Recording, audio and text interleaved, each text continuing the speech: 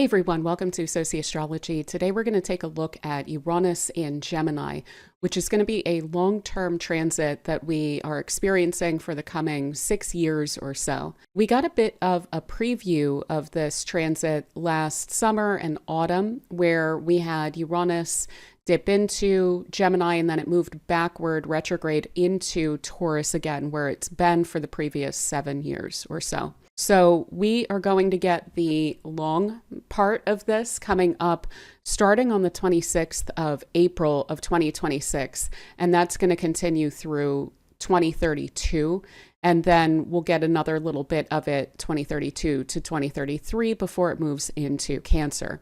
So we will look at this from an overall descriptive perspective, and then we'll look at how it's likely to impact the collective energy, as well as some of what we've seen from Uranus in Gemini throughout history. It comes back to any given sign every 84 years or so. So we have some experience in modern history of looking at how Uranus in Gemini works with us. And then we'll look back over the past few alignments of this and a little bit beyond, looking at which nations have coalesced, come together, have split, have expanded, have consolidated during periods of time of Uranus and Gemini, because those nations, those institutions which come together or have these major moments under Uranus and Gemini are more likely to see shakeups during this period of time. So I'll point out some of those as well. So I did a video on Uranus and Gemini last year as well, where I went a little deeper into what Uranus means, what it represents, as well as Gemini's area of effects that we're likely to see. So I'll link to that, but I do just want to briefly mention that Uranus is a major change maker. So it disrupts what feels static, what feels constrictive. It is Promethean in nature. If you are familiar with that archetype, this is the archetype of a Titan who brought the fire of the gods to humanity, offered us that gift, and then wound up punished for his rebellion, because that, of course, was not allowed.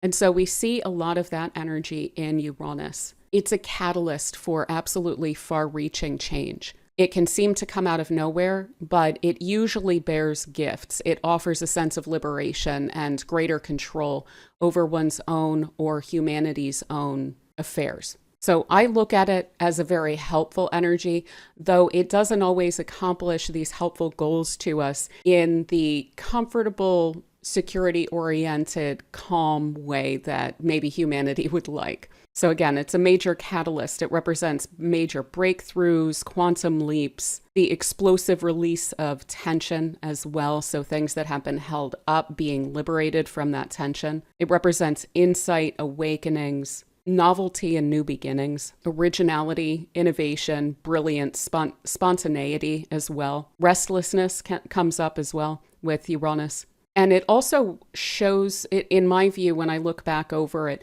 it shows where there are these major ideological shifts and changes throughout culture. So some of this is on the technological front, where technological change can wind up helping society to move forward, but it also works on the realm of ideas and networks of ideas. So ideology, belief systems, what we believe can be possible is going to have a huge impact on what it is that we wind up reaching for as a species, as cultures, as individuals. Now, it winds up taking on different flavors as it moves through the signs. And in Gemini, what we have is, of course, an air sign. We also have a mutable sign. So this is no holds barred. Nothing is held, really. It is an area where Uranus can do its thing without a whole lot of friction.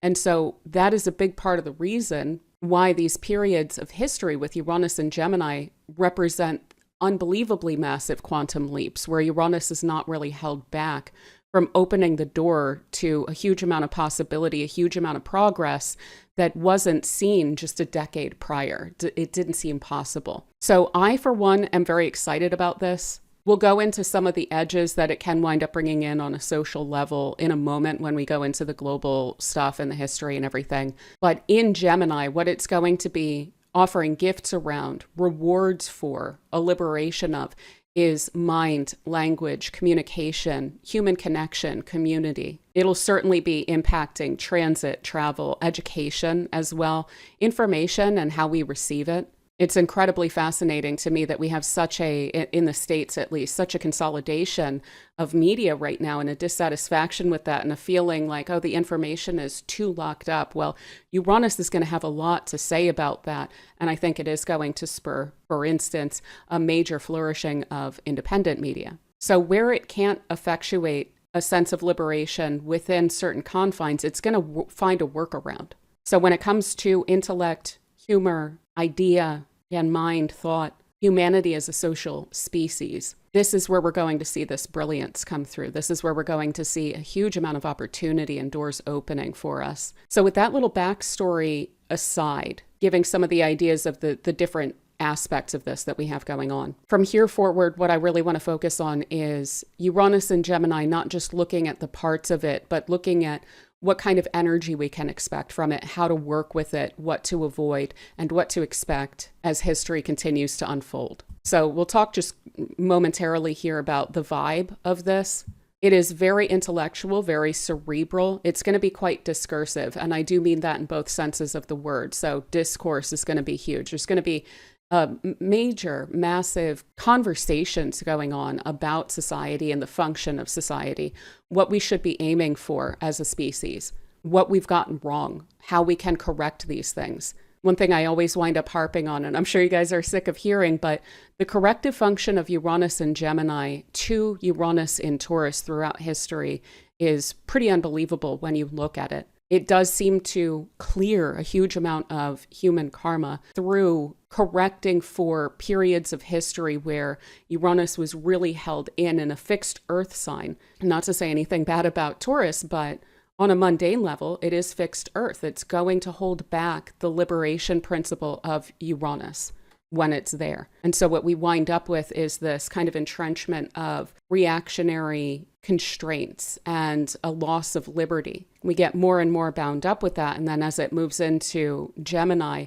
we understand, okay, we're going to need to push this forward. And we'll certainly have the help of this, Titan Prometheus reaching in, intervening in situations, but we are going to have to push things forward ourselves. So it's also incredibly liberty seeking, as we find throughout history. But coming back to this discursive nature of it, we will also find it hopping from one thing to another to another. So we're going to have to pace ourselves with this because it's going to be a bit of a winding road. There's going to be a lot of jolts here and there. There's going to just be a huge amount going on. So many conversations to take part in. It's also going to be very humorous. I think that this is going to be a period of time that should be very helpful for comedians, comedy, being able to look at things that may not be the nicest to look at, but be able to relate to other people about the irony of human life and society. It's also really going to embrace the more eccentric aspects of humanity. So creating an opening space for new and different ways of looking at things, new and different lifestyles.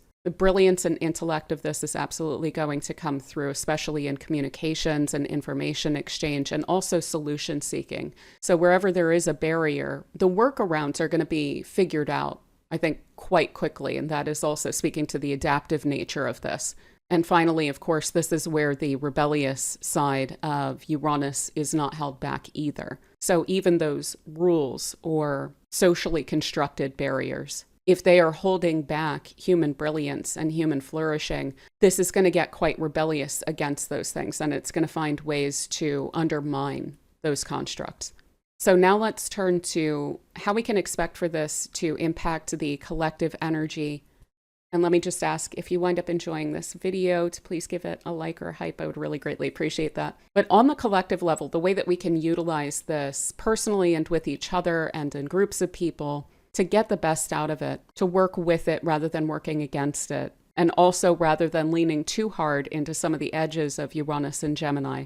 The intellectual, cerebral aspect of this is going to be extremely important. So what is going to be most important with this is to focus on staying open-minded, staying curious, to try to maintain a beginner's mind, So rather than leaning into ideological rigidity or exclusionary attitudes that Uranus and Taurus tends to wind up holding up, this is about freeing ourselves from those constructs, from those confines. Recognizing, for instance, that different people are allowed to have different viewpoints based on their experience of life, but that doesn't mean that we just accept all information. So while we are staying open and curious, also maintaining some level of skepticism, maintaining our sense of critical thinking, paying attention to the patterns that we see in society and media and whether things seem to have a healthy or an unhealthy impact. And again, looking at brand new, fresh ideas, the novelty of ideas that Uranus and Gemini is going to wind up bringing through, recognizing that these open new possibilities for us socially as well. So being ready to change our own narratives about the world, to change our own narratives about how we fit into that and what's possible for us in this world.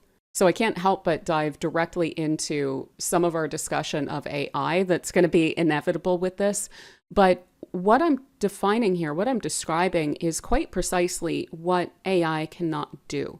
And I think that that's going to be something that's really important with this, is recognizing the value, the gift, the brilliance of the human mind that is unique to humanity. And leaning into that, for one thing, it is going to help us to have healthier minds and freer minds, certainly.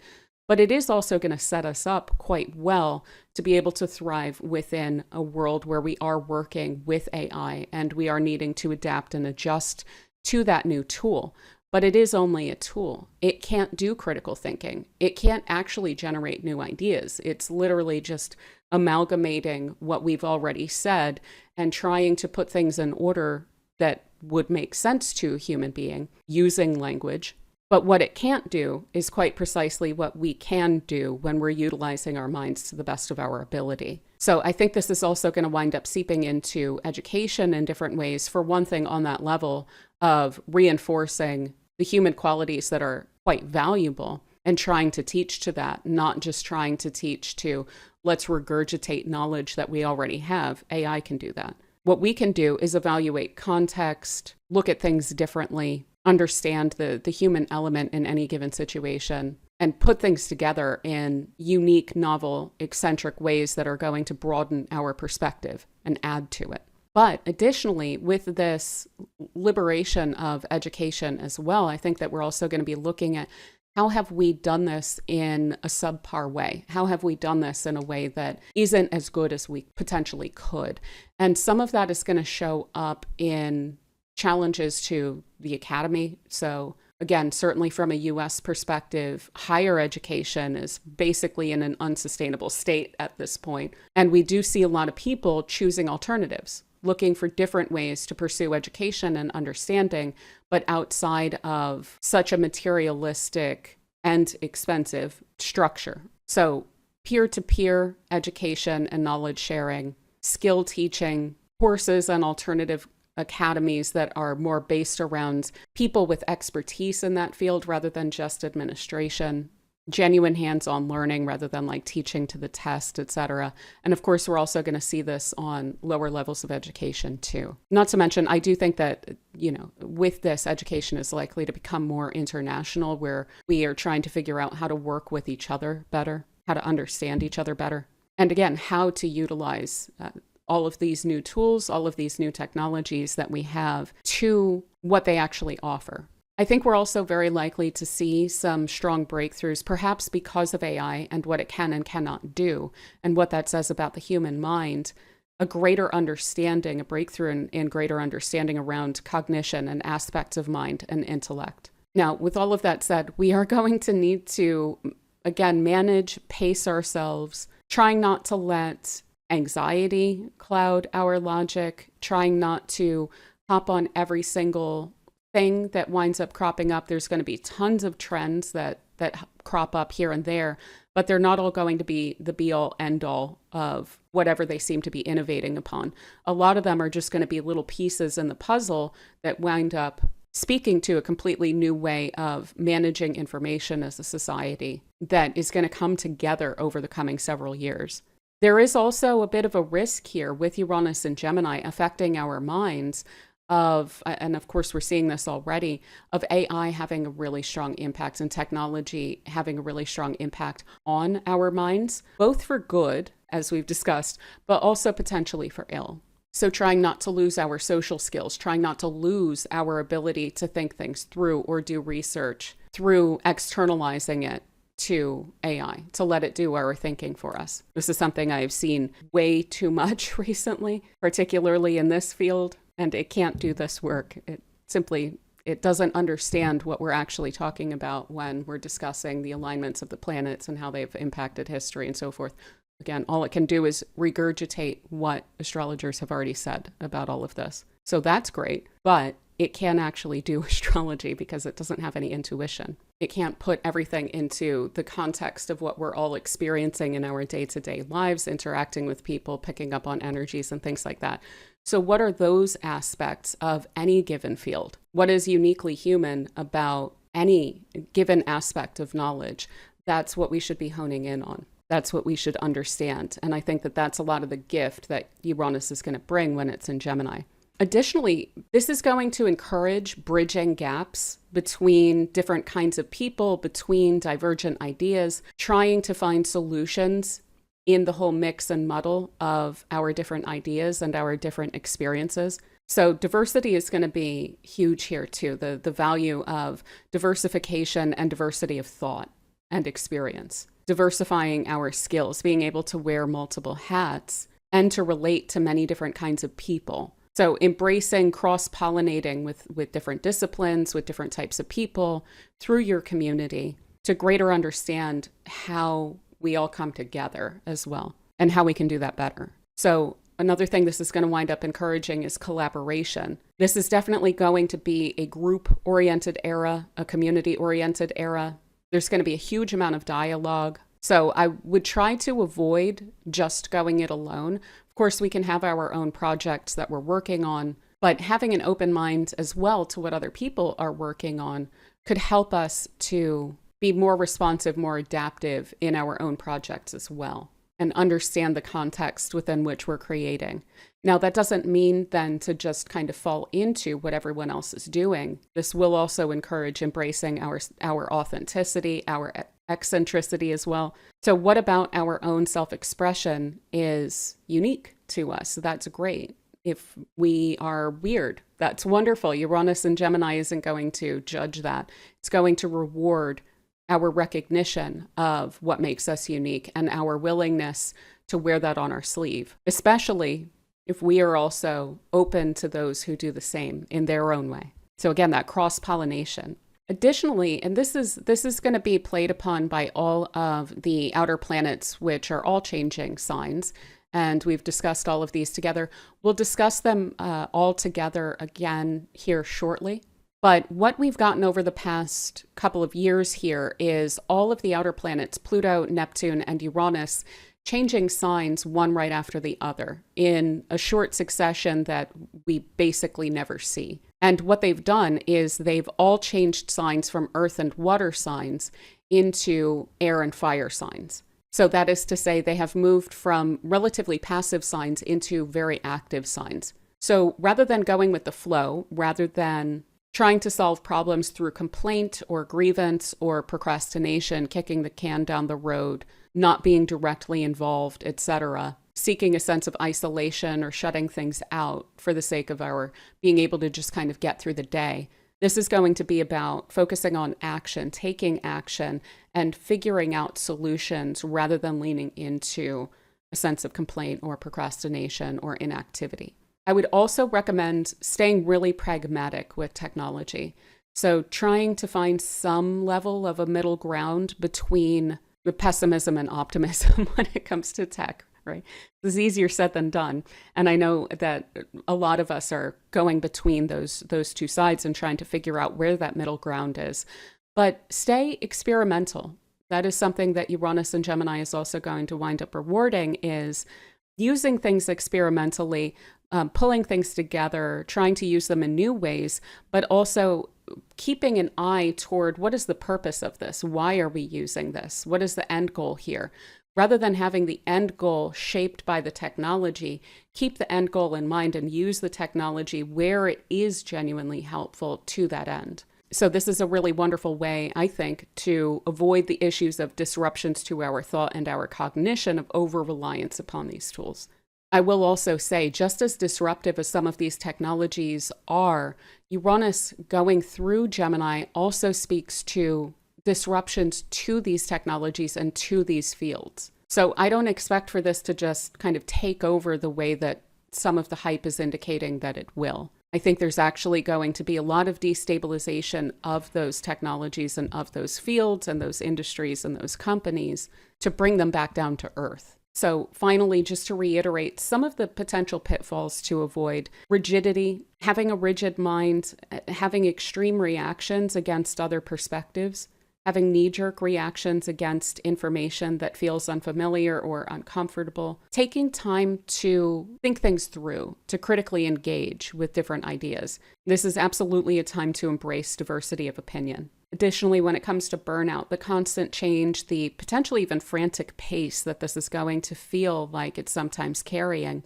it can lead to a sense of exhaustion or detachment as well. So if we can pace ourselves, check in on our anxiety, on our nerves, that's also going to be really helpful. Take some time out, try to compartmentalize. Maybe try to create time and space where you are very intentionally not engaging with technologies, not engaging with the discourse.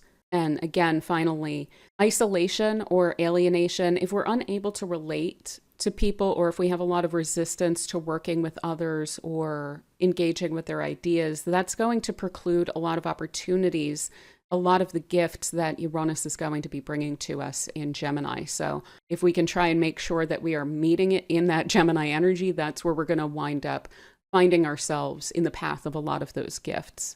So at this point, I want to take a moment to shout out the sponsor of this video, Astrotheoros. If you're looking for professional grade astrology software that actually moves with you, check out Astrotheoros. While most other software is tied to one computer, Astrotheoros is built for how we work today. You can install it on your laptop, tablet, phone, or sign in from any web browser and enjoy a consistent, beautiful experience. So I personally love to use it for when I see an event wind up taking place in some part of the world.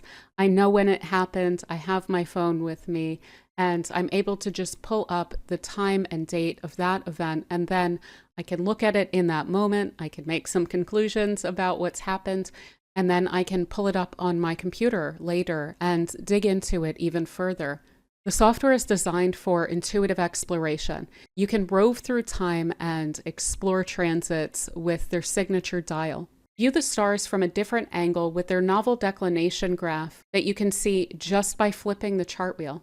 There's also nicely integrated support for fixed stars and a first-class zodiacal releasing module. Astrotheoros is constantly updating the platform too. They just added a professional print feature that lets you export high-quality PDFs or printed chart documents customized with your own logo, a perfect keepsake for client readings.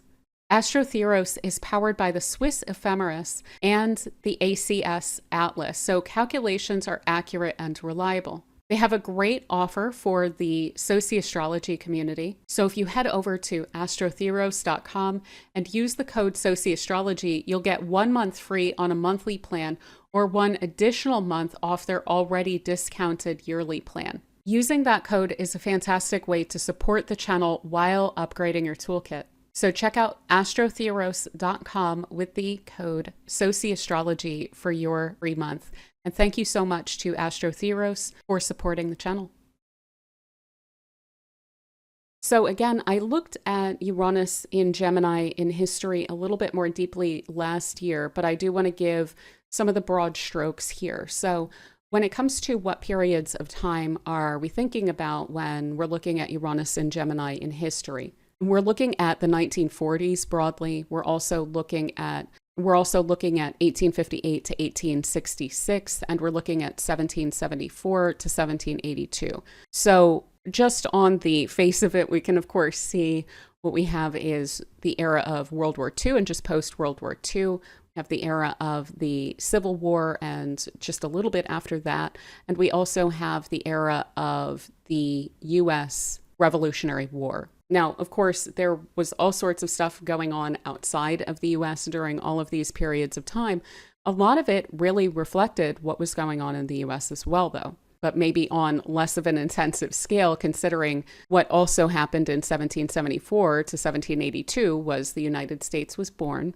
And in its natal chart, it had Uranus and Gemini because that's when it came into fruition. So the United States natally has Uranus and Gemini, and it also has Mars there. And so this is why we often see these conflagrations, either in civil terms, in the sense of the Revolutionary War or the Civil War, or getting involved in a massive international World War II as well. All of these are periods of time that have shaped what the United States is and reformed it into a more forward-looking entity. Now, of course, there are downsides. There's always downsides. But these are the eras that, more than anything, have shaped what the United States is. And we're coming into another one of those. And I don't think that's any surprise. If you look at the United States right now, there's this big question looming right now of, okay, well, are we going to have a big conflict outside of our borders or inside of our borders or both? What is going on here? Of course, I cannot rule this out. I will always preach, as someone who is not a big fan of war, that we can solve all of these problems without doing that. But that said, we haven't quite yet with Uranus and Gemini in the United States, so we shall see. But what I want to point out here as well, and to focus on quite a bit, is that the corrective function of each of these eras to the immediately preceding years. So the immediately preceding years are when we have Uranus and Taurus. And these are periods of major reactionary ideologies and constraints and confines that are not only placed upon people, but almost maliciously reinforced during those previous periods of time. So be it the Crown, be it the antebellum South, be it the Depression for one thing, but also then what the United States was responding to outside of its borders in Europe, not to mention the civil rights constraints within the United States, that the very initial aspects of freeing us up from that post-Civil War was in the 1940s with integration. So we see time and again that there are these discussions of rights and liberties. We see a major focus on equality and pushing forward as a complete species altogether. So whether it be rejecting slavery and second-class citizenship, or rejecting the notion of divine right of kings, or this kind of natural order to society where some are fit to rule and some aren't. Time and time again, that's what we are dealing with when Uranus is in Gemini, is addressing that and trying to correct for that to some extent during each of these periods. So we also, of course, see major rebellious energy and conflict, of course, stirring up during these periods of time. There's also a lot of schism and unification that winds up playing out on a national level, but also on an international level. And when we get into the returns section, we'll see that more concretely as to with whom and how that has played out. So the coming together of nations as well as the splitting up of nations. As I mentioned, equality, progress, a lot of political movements gain so much ground during these periods of time. There's always far-reaching changes when it comes to communications development as well. So the last time, of course, we had better communications, two-way communications, but also encryption, that being in the 40s, and computer technology, early computer technology there. The 1850s to 1866 was the first major period of time where the telegraph was explaining all of what was going on in the US to Europe, almost in real time, so that there was analysis going on both sides of all of the details of different battles and things like this. In the time previous to that, we actually had the US Post was born. And so that's also coming up for a return this time. So those and many other communications, connections, bridging the gap between people who are far afield from each other, being able to share information with each other, technologies and institutions to realize that. Now, we did see nuclear development this last time, and that is unsettling given what we see in society right now. Hopefully we do not see weapons use as we did the last time, but certainly we can expect to see a major proliferation of power and energy generation and breakthroughs along those lines to make that safer and to make it more likely that we're actually going to embrace those things through greater safety. And finally, through all these periods of time, just a hugely increased pace and also a major intellectual, social, cultural flourishing of humanity. The actual application of our forward-thinking ideas that are getting seeded, are getting brought into concrete reality, that we're actually working with those ideas then. So with all of that said, let's also now talk about the nations and institutions that have formed under Uranus and Gemini as well. And then we'll get into what we can expect on a global level, which is most likely to focus on some of these nations that have had these major moments of split or consolidation or expansion, independence throughout these periods of time. So up at the top here, I have nations that have gone through these major periods of time in their history, specifically within these years. And by that, again, I mean major moments of coming together or splitting or independence or colonization, a new form that is taken by all of these nations during these previous periods of time, especially focused on the 40s and then the 1850s, 1860s. We have down here as well many of, but not an exhaustive list of the nations that wound up going through major reformulations in the 1940s as well. So we are likely to see some concentration around these nations here in terms of the impacts of Uranus and Gemini, as I'm going to describe it here in a moment. Additionally, these are a lot of the institutions that have come together under these periods of time as well. So we can expect some reformulations, destabilization, splits, coming back together in a different form, etc., within all of these institutions. So, of course, in the 1940s, we have all of the post-war institutions that are coming through. So the UN, the ICJ, the WHO, all of these different UN organizations, the ICRC as well. We also had NATO come together during that period of time, as well as the Bretton Woods system. So our monetary system, where the United States currency, the dollar, is the reserve currency and the trade currency for nations globally. That has come under some stress, and I can only expect that it's either going to need to find a way to be useful and helpful and not a hindrance to the nations that are expected to use it going forward, or it is going to find itself left in this previous Uranus and Gemini period of time. The IMF and the World Bank also came together around that time, so there's been a lot of frustration with that, with like structural adjustment programs.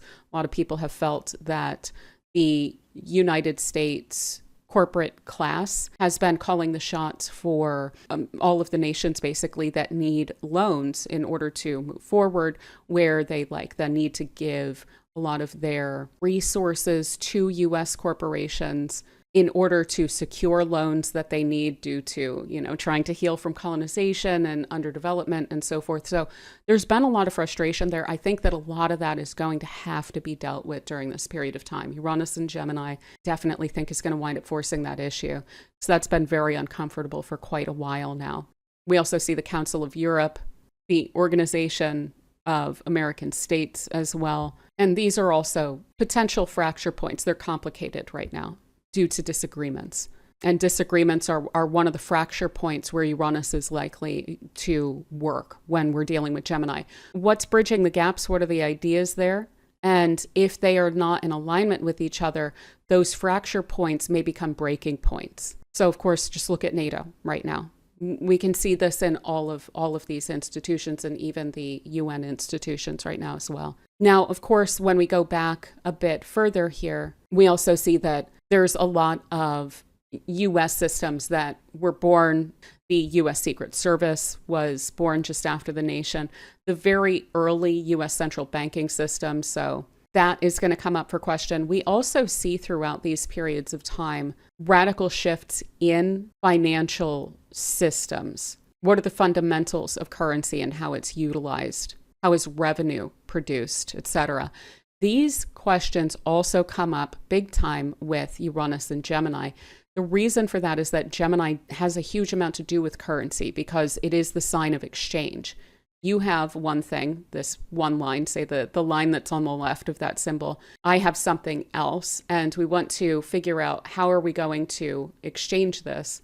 It's going to be by handing that over. And often what I have when I want what you have is going to be currency. It's that lubricant to trade.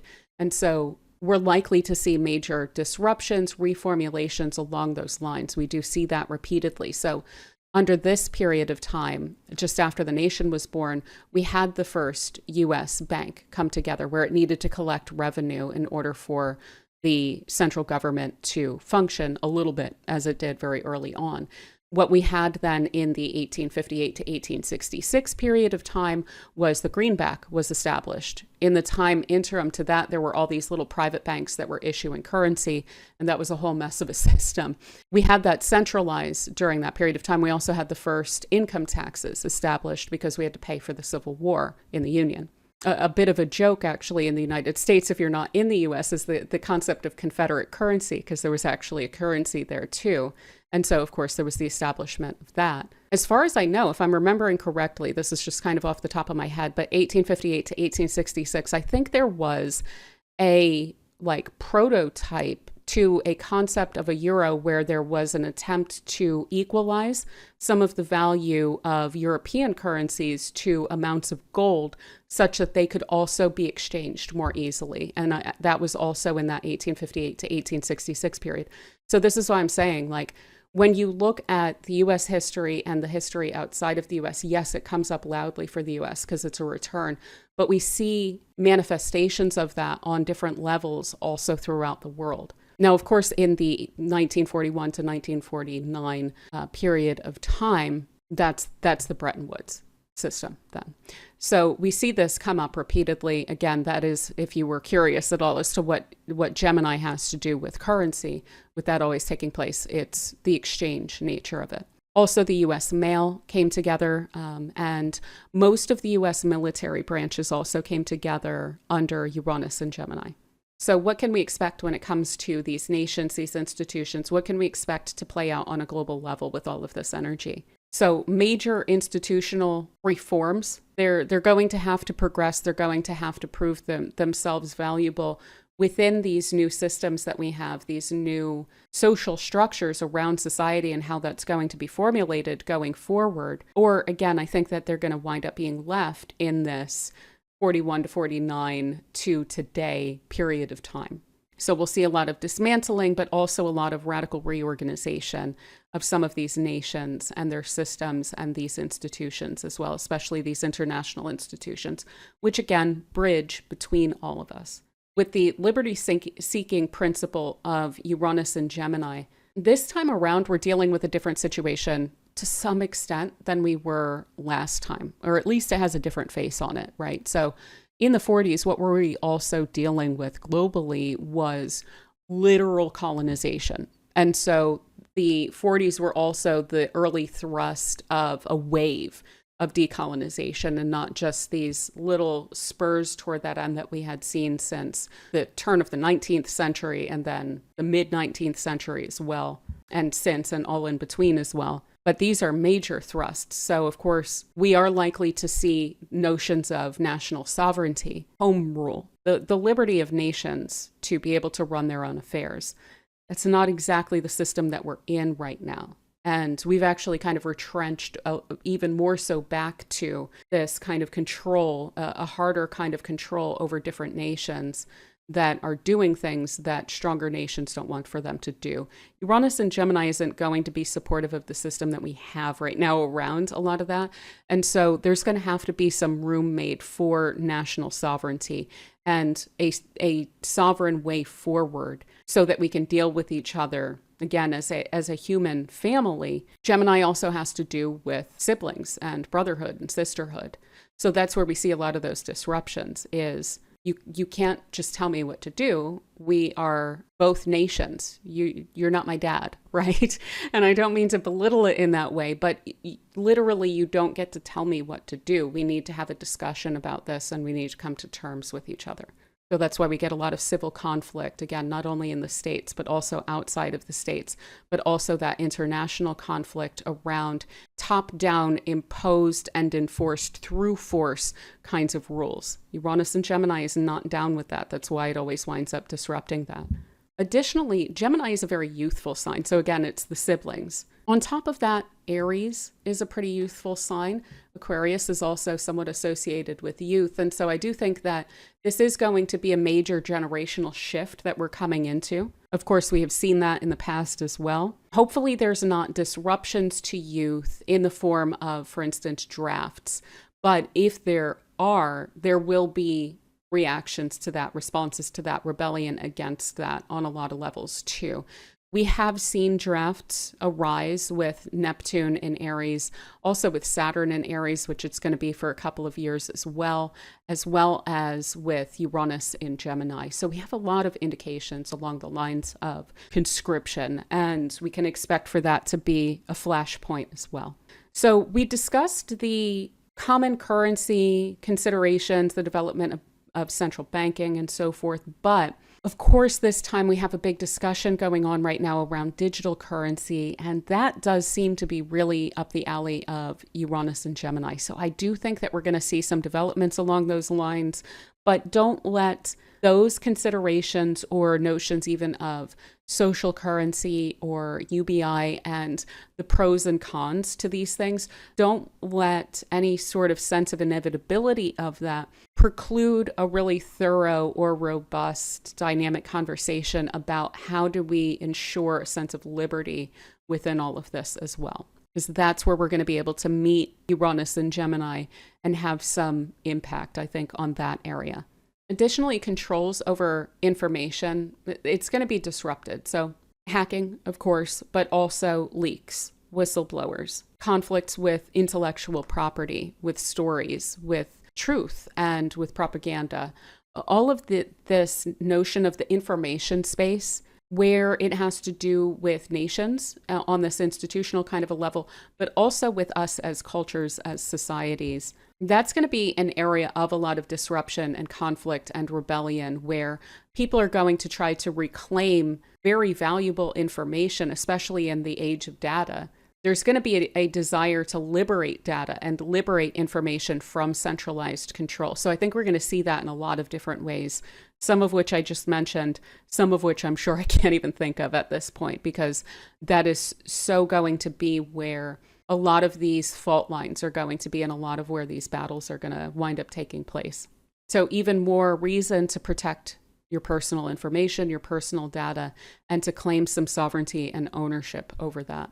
Additionally, within the context of all of these system-wide shifts that we're seeing here, the adaptation, the reorganization, networks and communities are going to play into this very strongly. So we're very likely to see and prioritize some very radical community building and working together as communities to ensure that our needs, our rights, our liberties, our sovereignty is respected at the very least and protected on that level. So on the local level, this can also be a lot of affinity groups. So people of like mind coming together towards certain ends, trying to figure out how to realize our own unique perspective on how to push things forward.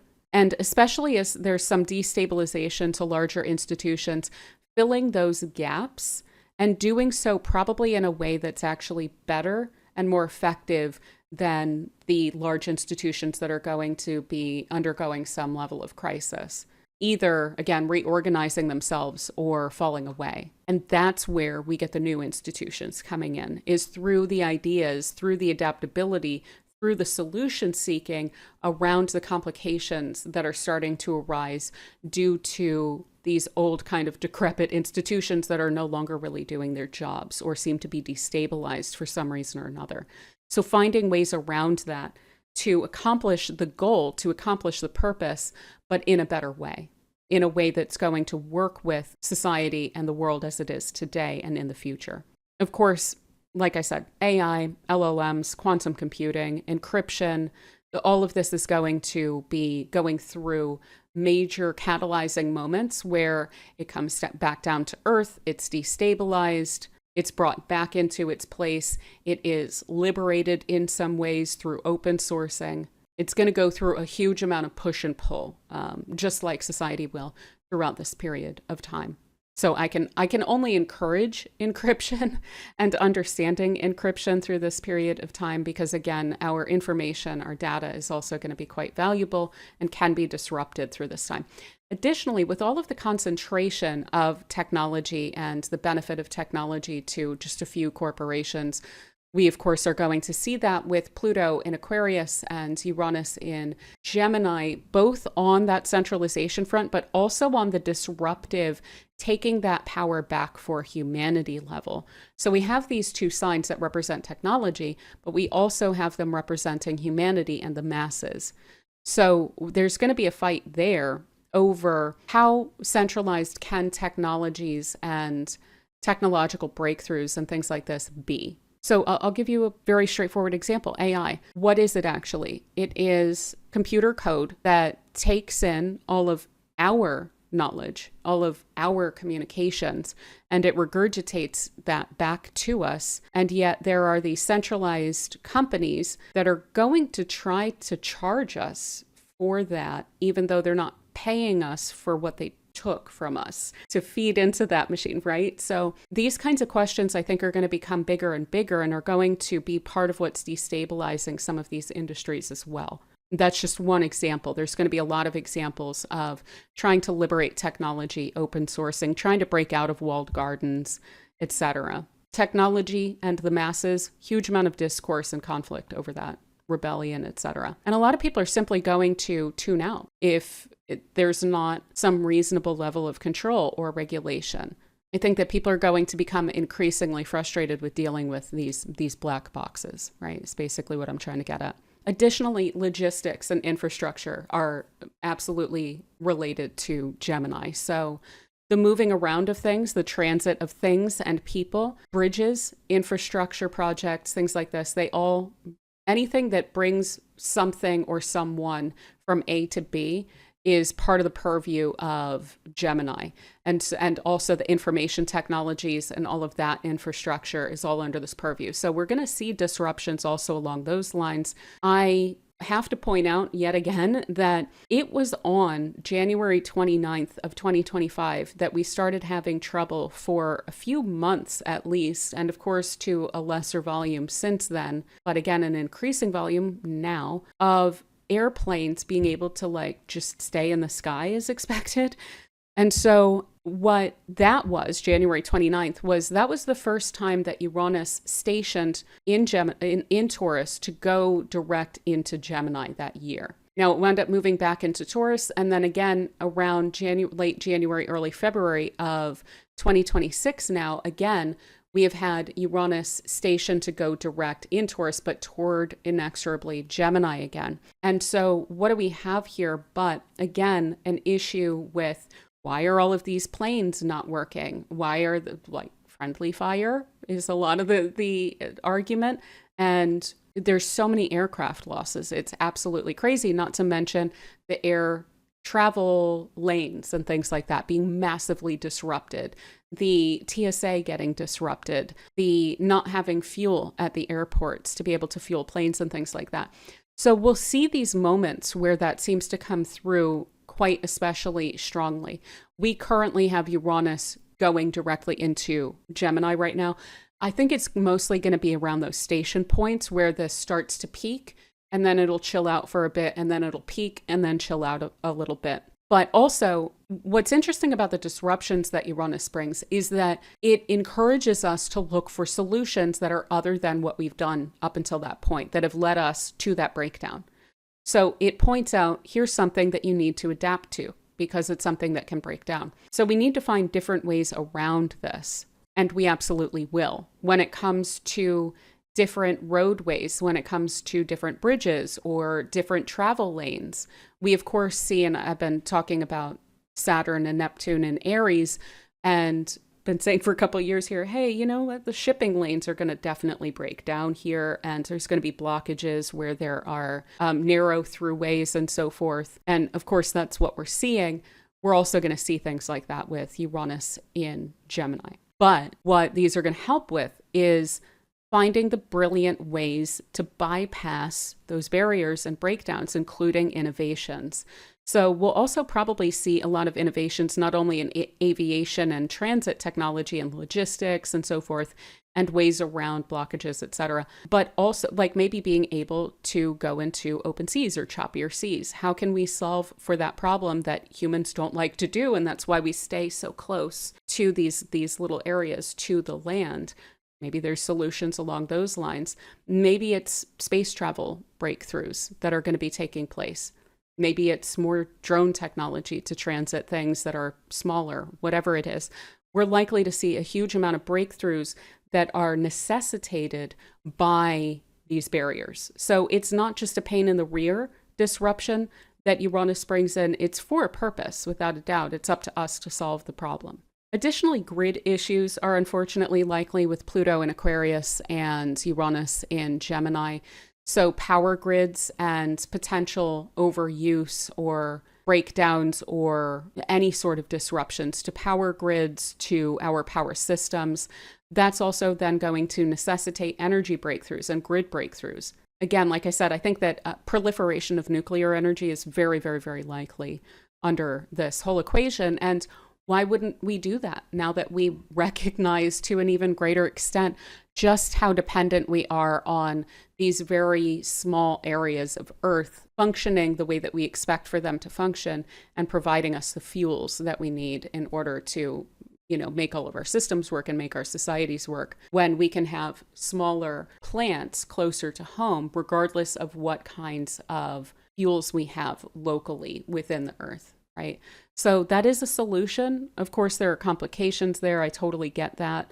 But maybe some of those breakthroughs are going to be around major automatic safety that's just going to make it a lot more invulnerable to problems. We kind of discussed the whole information conflict and disruption aspect, but again, there's going to be a major desire for independence and liberation of media, disruptions in the media. Definitely be prepared for shocks in information like revelations, developments around how we identify misinformation, how we identify AI videos and things like that. That's a barrier. That's a problem in terms of our understanding what's going on in the world. So there's going to have to be solutions, and we will definitely figure those out in these coming years. There's also going to be, I think, a struggle over people's minds with Uranus and Gemini. So attention, people power, the masses and what they believe, and the ability of masses to effectuate what they want to see through. So the ideas of people do actually matter. I know that we've been told for quite some time by the powers that be that it doesn't really matter, etc. But Uranus and Gemini is going to prove that wrong for sure. What's interesting too, I think, about the revelations that we're going to see is that they're going to build into a broader narrative framework that should be more and more understandable as the picture comes together with all of the weird revelations that are going to lead us to a greater sense of liberation as a species, but through better understanding what's been going on and through a greater understanding of maybe secrets that have been kept or information that has been kept under wraps. So finally, even beyond the past, like modern history period of time, Uranus and Gemini always seems to bring major astronomical breakthroughs as well. What's fascinating too is it repeatedly has shown itself to us when it's been in Gemini. The very first accidental discovery / non-discovery where it showed itself, but someone took it down as a star because they weren't looking for a planet there. It was in Gemini when that happened. It also then was fully discovered when it was in Gemini 3 times ago, that period of time around the US founding. So it has this kind of affinity with Gemini, certainly. And it definitely likes to work with us much more directly, I think, when it's in Gemini.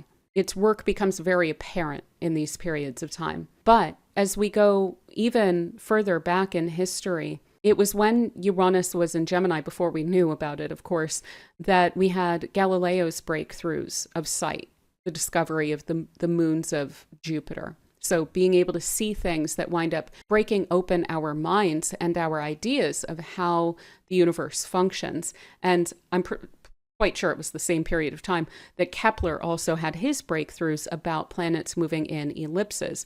It's hard to overstate how mind-bending and mind-blowing and what an unbelievable breakthrough those discoveries were to just, again, shattering open human minds, being able to look at the universe differently. So look at that as kind of a metaphor for what Uranus winds up doing.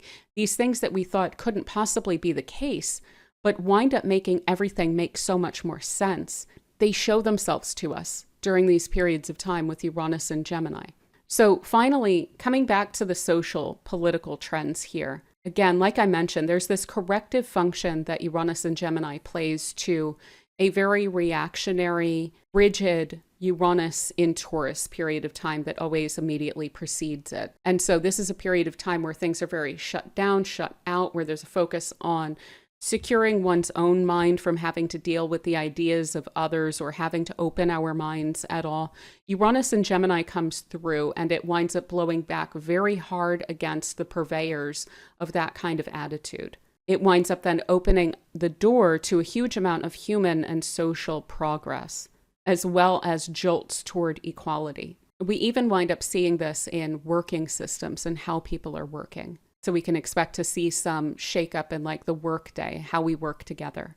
This time around, again, we're going to see the futurism aspect come in pretty strongly. So this bit of bifurcation where we're trying to figure out where we're going to settle into the space between worship of tech and fear of tech. So transhumanism is definitely going to wind up playing into this, especially with where Pluto is as well. These two are going to be working together. Now, on some fronts, that's lovely, longevity, things like that, that which we can solve. But we do also really need to keep our minds open, but also skeptical. We need to keep our, critical thinking hats on about what all of these different things are going to mean about humanity and about our future, and to have a say in that and how that goes. So contributing to the discourse around technology and how it's going to be used going forward this time around more than any time, I think, in the past. I think that's quite clear, is going to be absolutely massive. But finally, I want to bring us back to just the massively important contributions to intellectual history that wind up taking place during these periods of time as well. And not just the intellectual aspects of that, but the application of the intellectual flourishing that humanity does in the interim seems to spring forward, but also then take on all sorts of new forms and new ideas in these periods of time that have these very far-reaching impacts on human understanding and societal structure going forward. What I also think is going to be interesting this time, based on what I have studied about previous periods of time with Uranus and Gemini, is that previously these were periods of time where intellectuals tended to get scattered through migration, through needing to seek asylum, etc., from certain places where there had been an intellectual flourishing. But then they wound up spreading those new ideas through that force, through that push that Uranus and Gemini gave to scatter and spread forth the seeds, basically, of what was a concentrated intellectual hub. But we have the internet now. So that, I think, is going to be an interesting kind of a development of that's not absolutely necessary. Now, will it create very interesting new formulations of communities to have people scattered around a bit here and there? Certainly, and we still see the value of that. But I do think that we will see, and maybe as a millennial, this is a little bit of wishful thinking of remembering how great the internet used to be and to feel. I think that we are likely to see some flourishing of culture through the internet again. So, like I mentioned, trying to break out of the walled gardens, trying to break out of these mechanisms of control and these algorithms that have made the internet feel tedious and even dreadful at times. If we are able to create our own independent, decentralized communities through the internet, maybe it's not even on the web, but on the actual backbone of the internet. Maybe it's even on different kinds of networks as well. I think we're going to see an absolutely beautiful renaissance, essentially, of the internet with Uranus and Gemini as well. And I am super psyched for that. But yeah, I think that is a lot of what I want to say about Uranus and Gemini. I hope that this was helpful. I hope that it made sense. I hope that it restored some of your hope in this weird moment that we're in right now. Once we get deeper into April, We're definitely not going back anymore. It's going to be full steam ahead with all of these outer planets in these new, very active signs. So how do we want to apply which kinds of ideas to our societies to improve them? That's going to be the big question that we're all going to need to answer together. And all of these planets are going to be helping a lot. They're going to be doing a lot of heavy lifting for us, opening opportunities, creating serendipitous meetings between us so that we can create better systems together. So with all of that said, I just want to thank you all so much for spending this time with me. If you don't mind giving the video a like or hype, I would really greatly appreciate that. And do consider sticking around by subscribing for future videos. Tend to look at big transits like this, look at it on a collective level, a global level, and then we take it through sign by sign to see how it's going to be impacting all of us personally as well. There is information in the description box and the pinned comment below about personal bookings and membership perks, including weekly forecasts. So do feel free to check that out. Thank you again so much to Astrotheoros for sponsoring this video, and thank you so much to the members of this channel for your support. Thank you so much to Angel Nibluck, JJ, Michelle Howell, Deborah Keel-Leavitt, Jody, Anne-Marie, C. Rezer, Peace Out, Aya, Rachel Windholtz, Lynn Newman, Long T. Standing, the Nelson Cat Maya, Connie DiMartino, Dali Gizi, Mango JT, B Love, Starlingly True, Psyche Lloyd, Noah, Maria Serral Hyro, Aquarian Antiquarian, Susan Martin, Chad W, Jonathan Mason, Adrienne K, SP, Ezekiel LaRosa, Teresa Jones, Sherry Leas, Nioke Beam, Farts and Chuckles, Create, Gales Tarot and Astrology, Talita McKenzie, K from NH, Patar Music, Nancy Imhoff, Peter Carlin, Sarah MCap, Angela Lazaire, Horse Hearse, Jane Bevan, Tina Reynolds, Sacred Alpaca,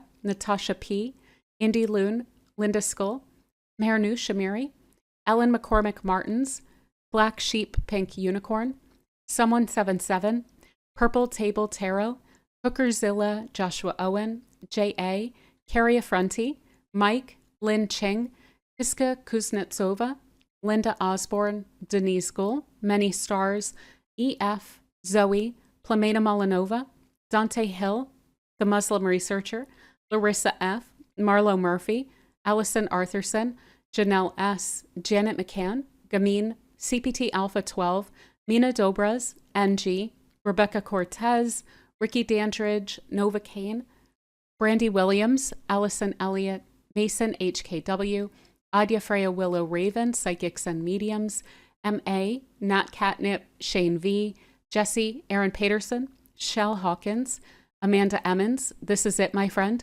Tracy Gerdine, Sabrina Simon, J.L., Grounded Fire, Shadow and Soul Revolution, Esther Swan, Victoria Gordon, Lizzie Willow, Scarlett Sparks, Patricia Cogley, Mari Garcia, Alex T., Kim Spina, Ruby Payne, Valerie Hamilton, Gabriel Pages, Sunshine, Rebecca Fusetti, Anna Jordan, Roxette De La Cruz, I Hate 1988, Sylvia C., Jennifer Arena, Veronica Dubiel, Linda McCallum, Jenny Tron B., Desiree Dembski Hamlin, Maria Paula Major, Katie Scarlett, Sandra Anderson, Corvus Cornix, The Electric Cheese Productions, Marlena Kimber, Giselle Christine, Danny Baineyful, Stacy Starkey, Aw Cameron, Casey Ruzma, Petra S., Kelly Zarsa, Peace Yarn and Paper, Mused Wellness, Padme Moonflower, Hello Beyond One of Many, Monique Bird, Pample Granite, Deb Wrights, Melissa Campbell, Susanna,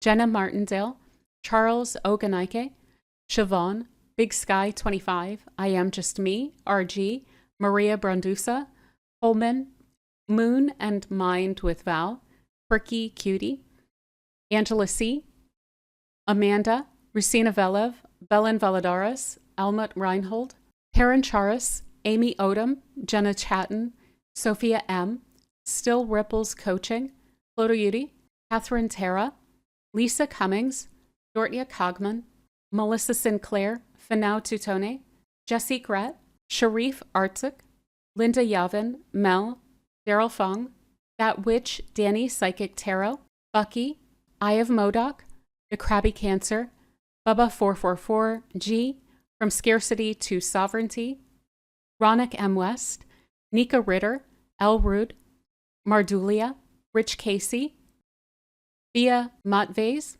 Nikita Sharma, Tracy Lammert, Basina Adekanbi, David Stanika, Luciana Capasani, Being Real with John, Claudia Sipes, Star Solaris, Sherry Law, My Child Astrology, Pillsbury Doughboy, Sal Willis, Lina Delker, Safe and Secure, and JMH 4407. Thank you all so much for your support. Much love to you all. And without any further ado, let's get into the sign by sign.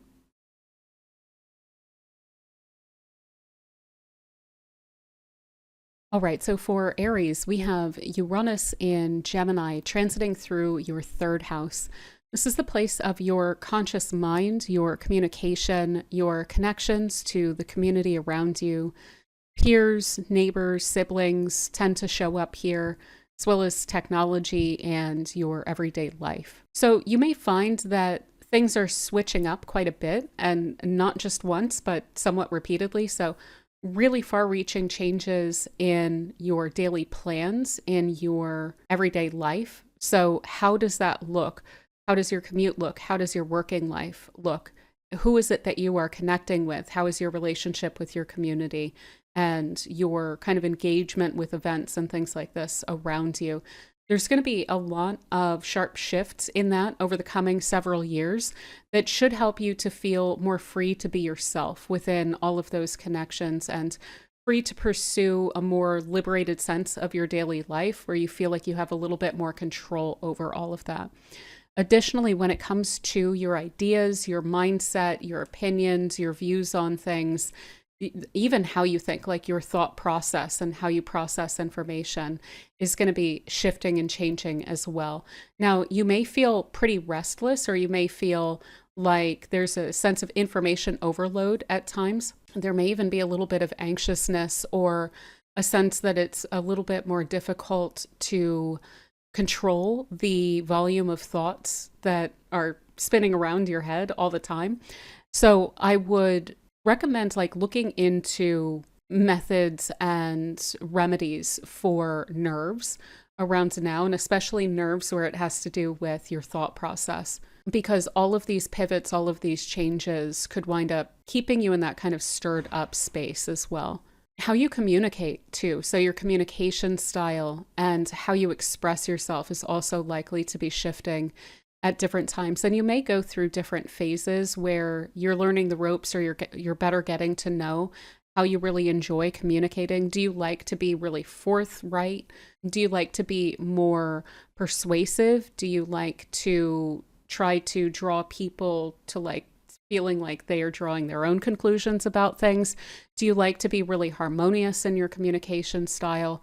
You'll likely experiment with different ways of expressing yourself and seeing what feels most authentic and taking those pieces with you to kind of create your own sense of authentic personal expression. If you are a writer or a communicator at all as well, this is going to be impacting that. So your writing style, maybe there's even some greater inclusion of AI in your editing process, or involvement of tech in your writing or in your engagement with media.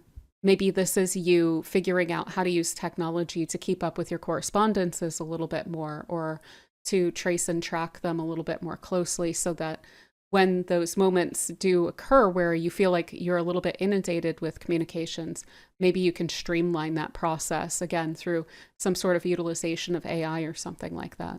You could also find yourself much more fascinated by technologies and how you're able to involve them in your daily life to improve it. So as I mentioned, your connections with your community are going to be going through shifts. So you may find yourself in different areas of your community, or spending time with different groups of people and getting to know people a little bit more. If you feel like you've been socially disconnected more recently than usual, this is going to give you a really strong urge to connect in more, or to approach people differently, or to find more fascinating ways of getting involved with your community if you feel like you have been engaged, but maybe just haven't had as much fun or fascination with that. You may even find yourself taking on new roles within your community. Additionally, travel, transit comes up in the third house. So you may find yourself taking a lot more trips or trying to explore new areas of your local space or your state, or you could even be traveling far afield, but just more frequently, and therefore have a greater sense of being in transit.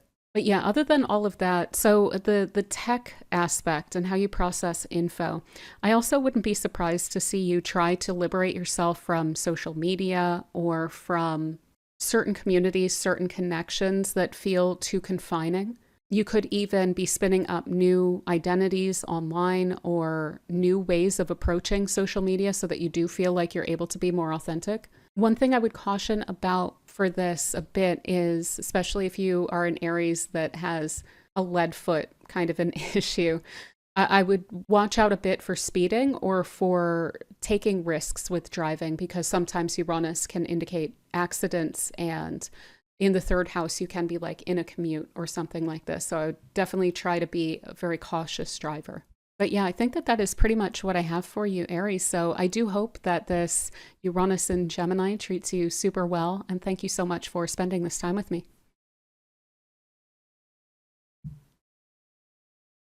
All right, so for Taurus, we have Uranus in Gemini transiting through your second house.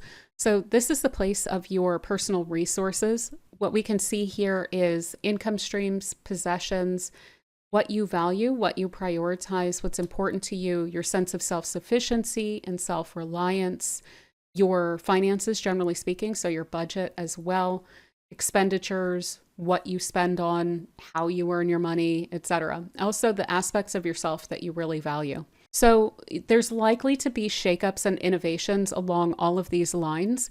You may have this really strong urge to be financially independent. That is likely the strongest aspect of this.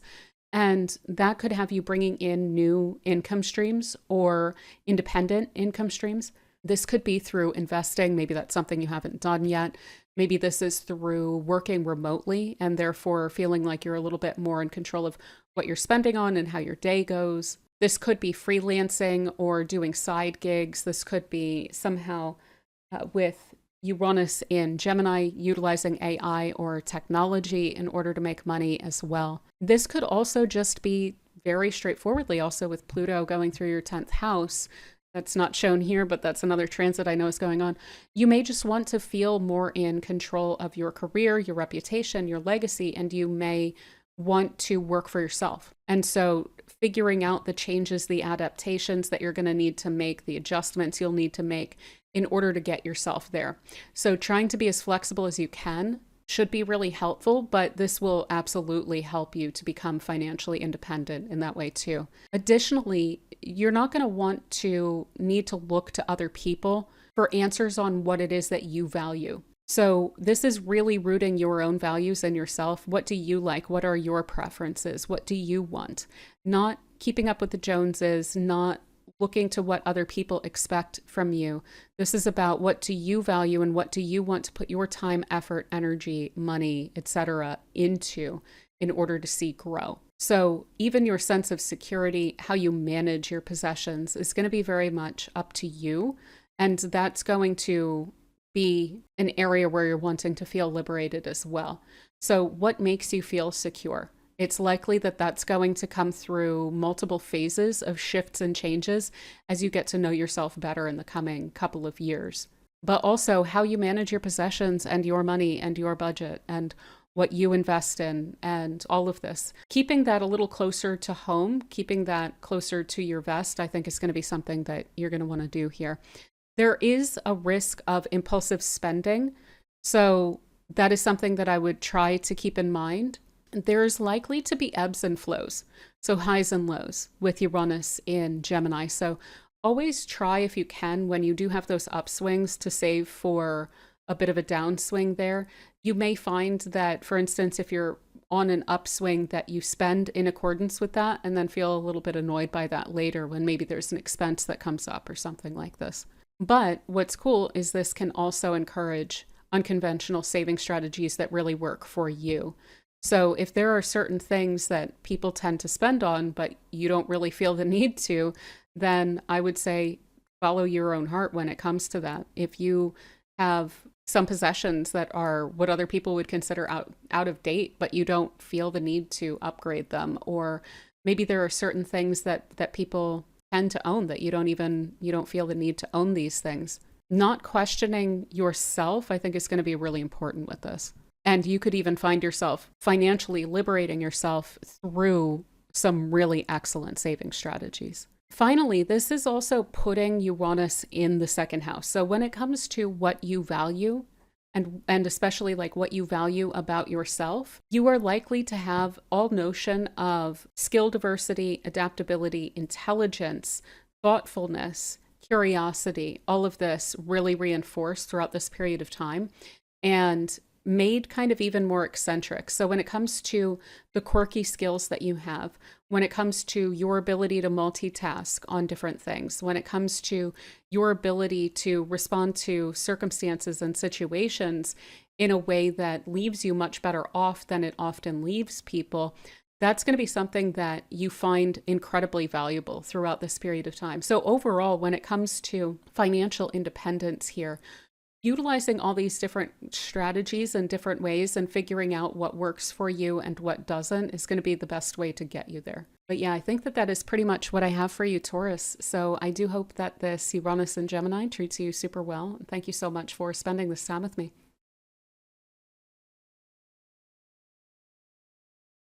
All right, so for Gemini, we have the Uranus in Gemini transit in your first house. So this is all about you. The first house is your sense of self, your persona, your personality, your personal goals, all aspects of you, and especially how you see yourself and how you carry yourself and engage with others relative to other people. So this is going to be a period of time where you're going to go through several different personal reinventions, very far-reaching identity shifts. And it's not just going to be one big one. It's going to be a lot of different things that you probably hadn't conceived of, or different ways that you hadn't thought of yourself before, that you will be phasing in and potentially phasing out, and taking all of the different bits of those experimental aspects of yourself or experimental personal phases and seeing what works for you, what doesn't, taking what works for you and feeling more liberated through that. So feeling more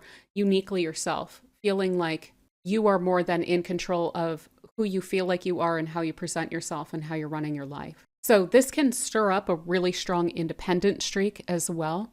And you may find that that's something that you're experiencing. You don't really want to be caged in. You don't really want to be controlled. You don't really want to live by the rules of other people. You just want to be free to be yourself and make your choices and go through life in that way. And that is going to be the best way to go about this. Of course, always being considerate of other people to some extent.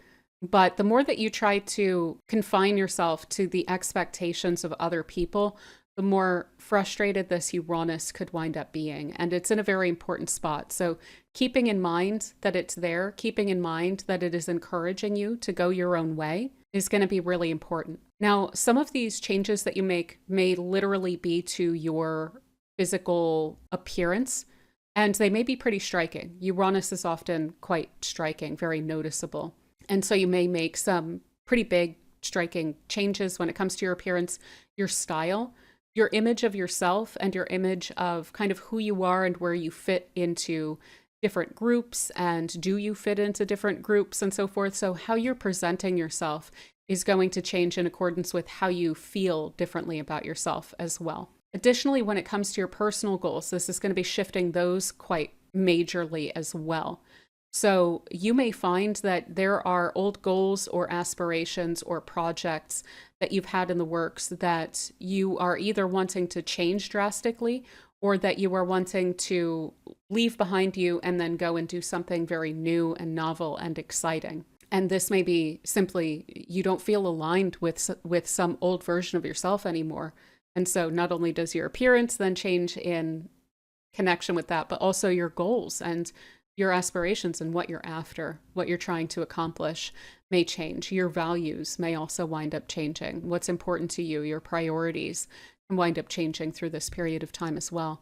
And again, I want to reiterate, it's not just one change. It's going to be this kind of ebb and flow that you go through year after year with this alignment here for the coming 7 years. So ultimately what you're seeking is a sense of personal liberation, sense of independence, and Uranus is really going to help you to that end.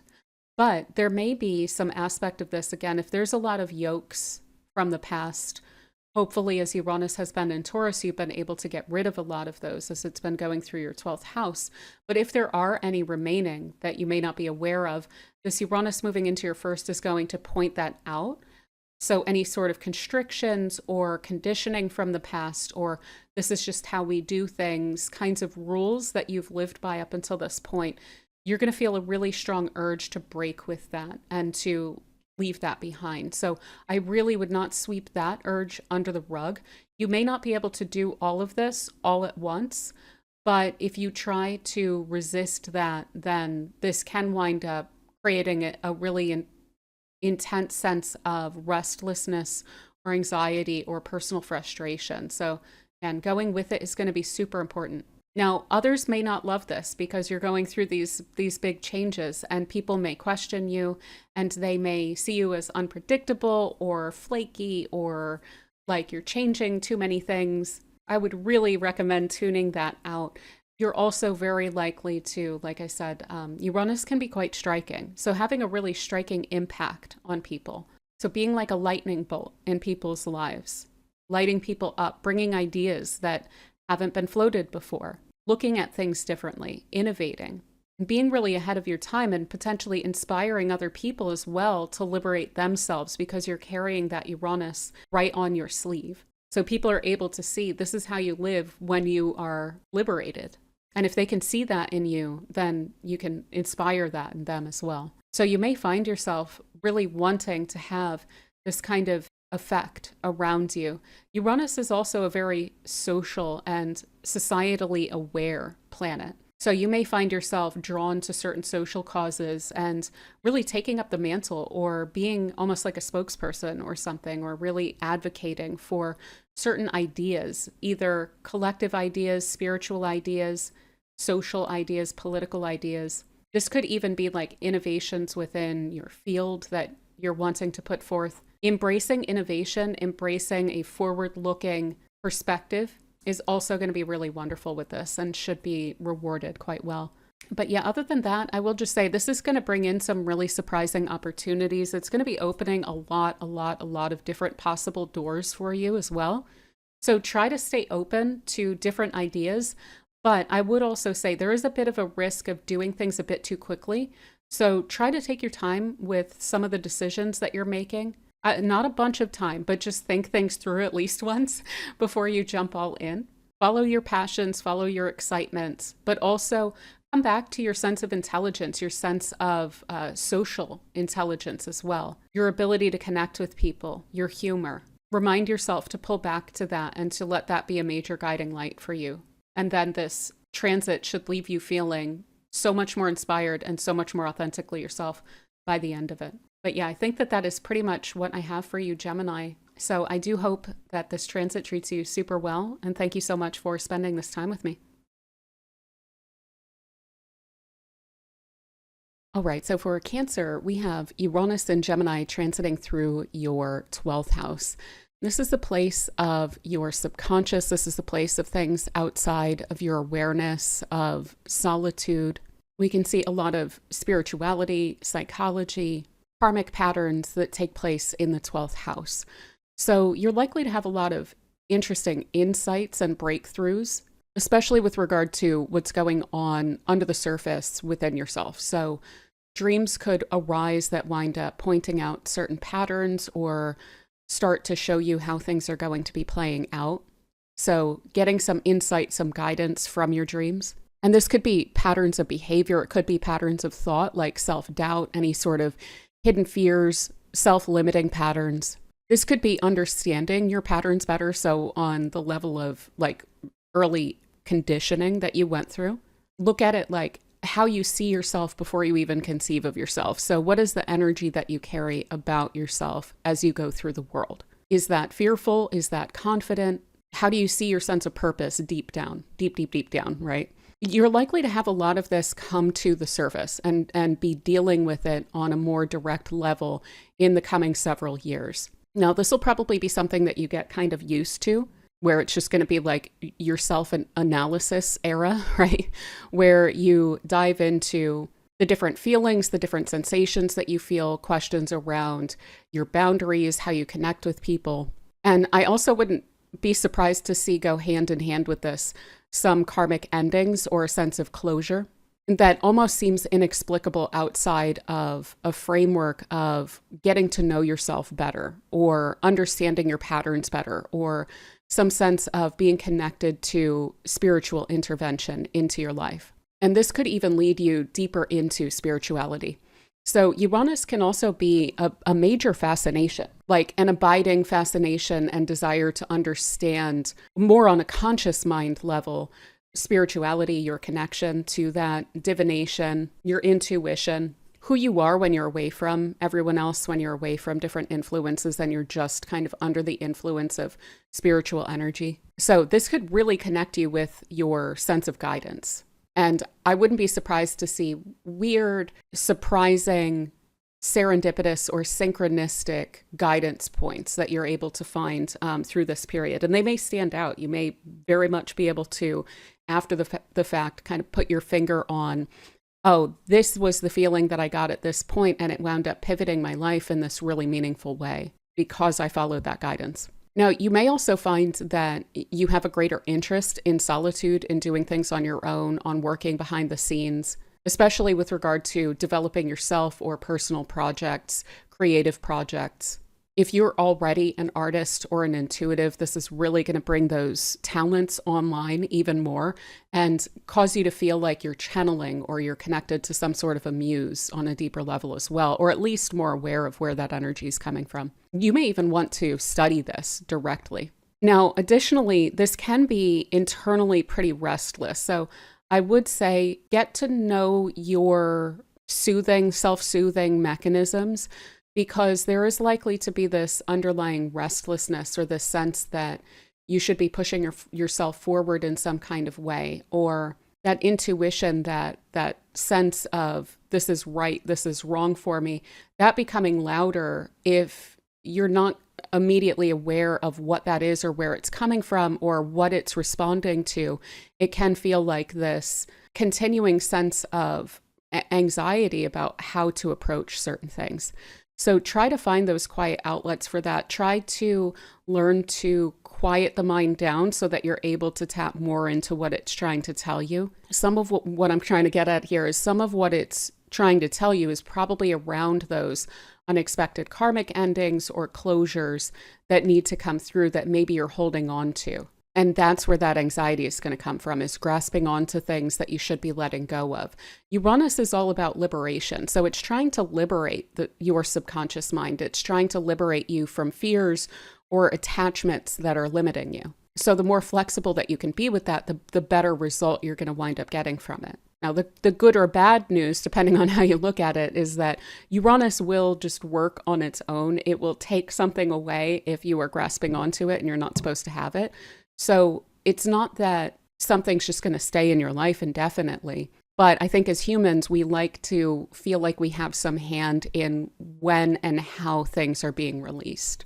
So try to think that through. If you do find yourself getting really quite restless, look at when is that feeling the strongest? Who am I with when that's going on?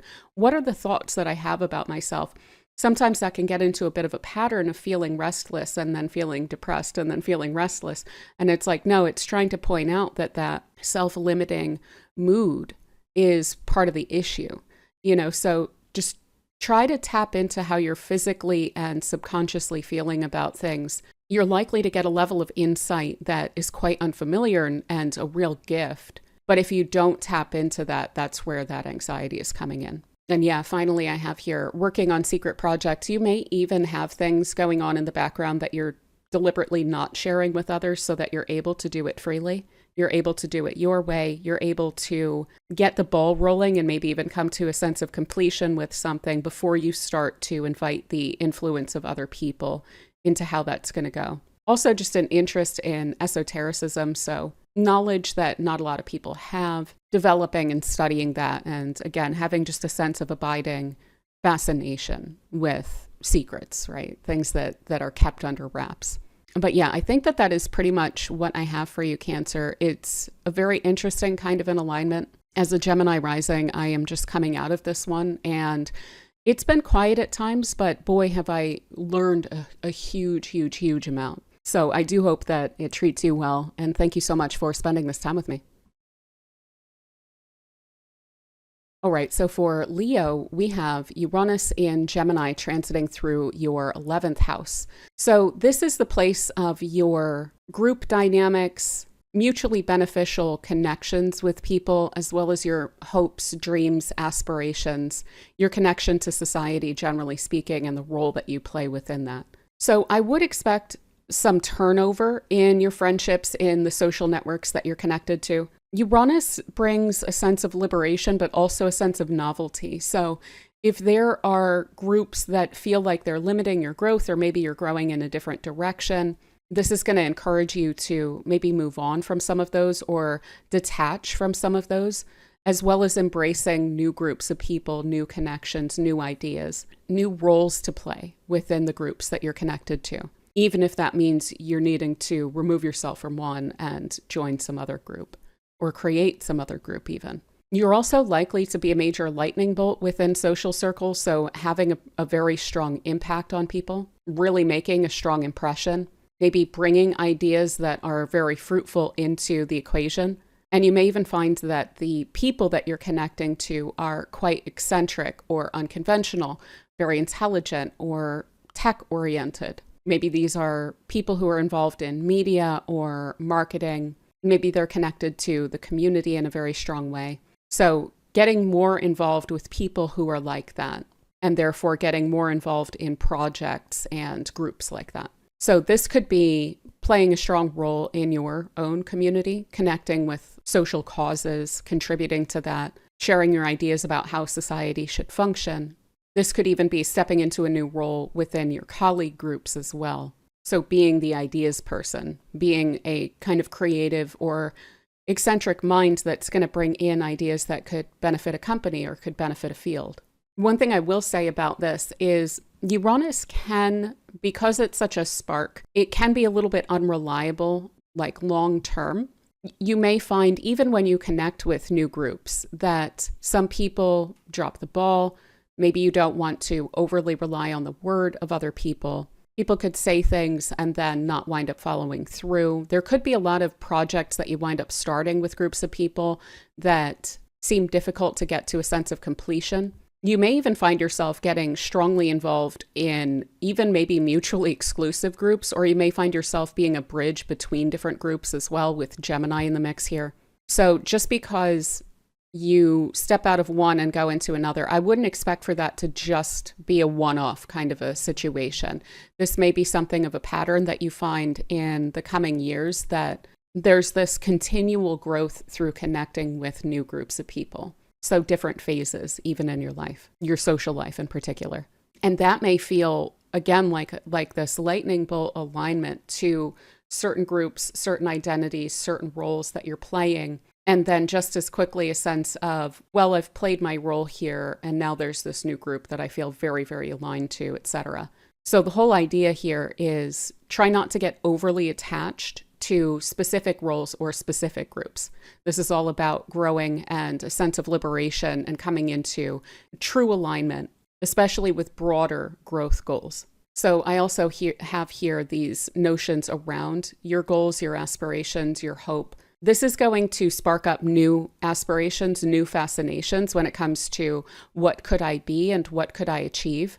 So if you have been feeling like you're in a rut at all, especially professionally or with regard to your public role or reputation, this is going to start to stir that area up quite a bit, where you're going to have a lot of inspiration to go and do new things.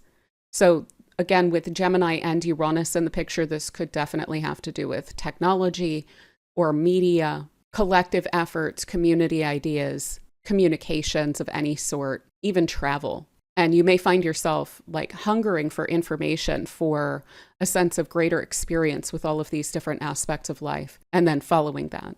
So one of the ways that this could look would be encountering maybe independent journalists and independent media figures, and then deciding that that's something that you want to contribute to, and getting involved in some sort of independent media effort, or even communications within your community, like how do we connect everyone and get people on the same page about what events are going on, whether it be socially oriented or fun events. This could totally go toward fun as well. So like, what are the concerts that are going on? Is that all collected in one place? Is there a way to organize ourselves so that everyone knows, what's going on in the city or something like this? So it could be anything along those lines. And feeling like a kind of connecting bridge between different groups of people, I think, is going to play into this for you. But ultimately, this is going to create the spark that's going to pivot your long-term aspirations, such that there are goals that you have that you would not have considered a part of your life or a part of your future, that seep in and wind up taking over. So you may find yourself kind of suddenly thrust into an interest or a role or a group or something like this, and that winds up changing the whole trajectory of your life. And I would not fear this. It is Uranus. Uranus tends to bear gifts, but they can be very surprising and very unexpected gifts. So I would stay very open to differences in how you see your future, what you're going after, what you're interested in pursuing, the groups that you're involved with, the friends that you are in connection with, as well as your attitude toward society and your role, your place within it in and of itself. But yeah, I think that is pretty much what I have for you, Leo. It is a very fascinating alignment, one that I am definitely familiar with. I'm a Gemini rising, so I had this several years ago, and it was incredibly fascinating, all of the different ideas that I wound up picking up on from then. And you have this in Gemini, no less. So I think it's just going to be incredibly enlightening and fascinating period of time for you. So I do hope that it treats you super well, and thank you so much for spending this time with me.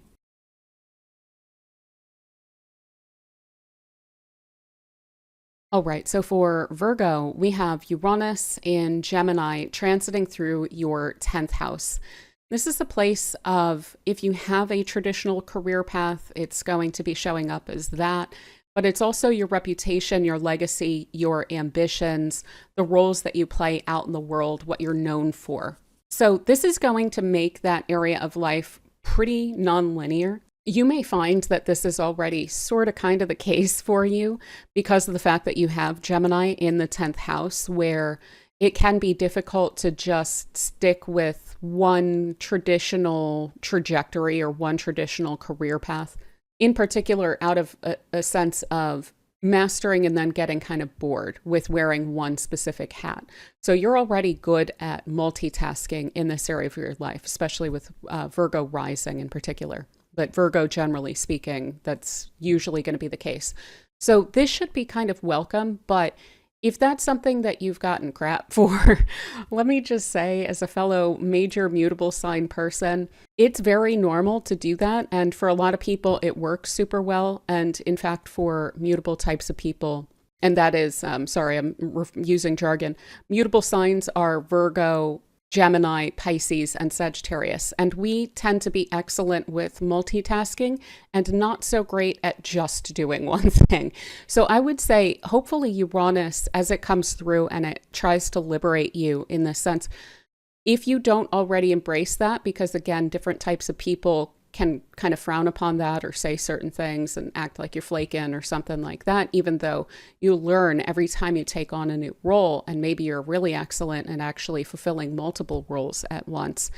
Hopefully this will be liberating you into really embracing that and recognizing the gift of that, because Uranus always winds up pointing out and bearing a lot of gifts. So that said, this could wind up pushing you even more in that direction of following an unconventional career path.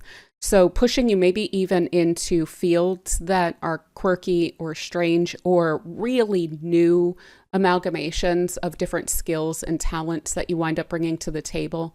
This can wind up having you be very valuable in a very niche kind of way, where it can wind up actually giving you quite a bit of job security because of the fact that, you know, you're one of few who wear these specific different types of hats that we need in this kind of a role.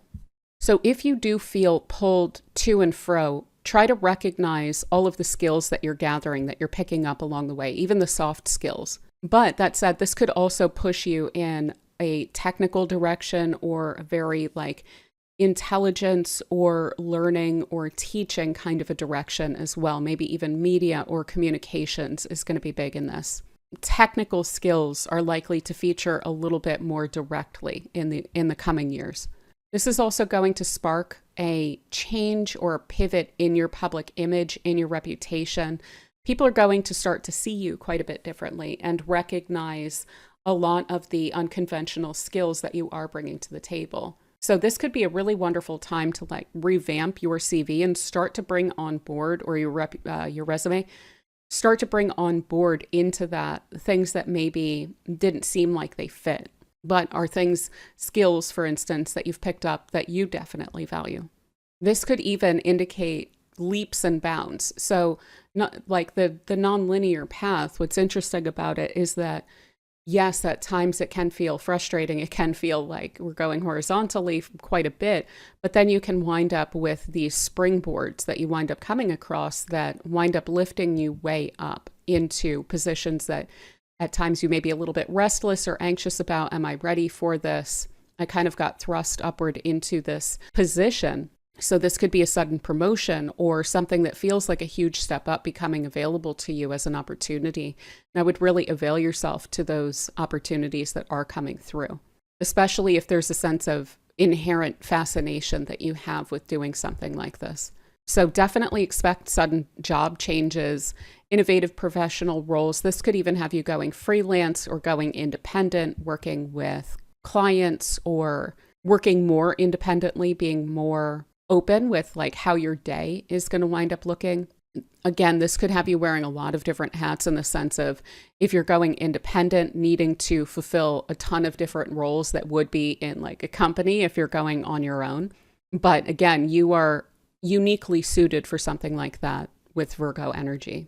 Again, I wouldn't be surprised if there's increasing use of technology or studying some kind of technology. This could be working with AI. This could also be working with people and inspiring people, connecting with and bridging different groups of people as well, especially intellectuals. You may even find that you're connecting with, if you have bosses, that they are lightning bolts as well, and that they wind up opening doors for you or fascinating you in certain ways where there's some really interesting, unique conversations maybe going on within a company that you're working for. That said, this Uranian energy up in the 10th house as well could speak to your relationship with authority. Authority does tend to show up in the 10th house as well. So you could find that there's a sense of desiring to be liberated from the rules or constraints or confines of, oh, this is how we do things in this company, or, oh, this is how I do things, or these kinds of because I said so attitudes that can sometimes show up within a company. That's not going to sit super well. So that's the kind of thing that I would expect for you to be quite restless about. Unless you're in agreement with how things are being done, you're going to want to be able to accomplish the goal in the way that best suits your skills, or that feels most comfortable or feels most efficient to you. So you could even wind up butting heads a bit here and there, or feeling overly constrained by people in positions of authority.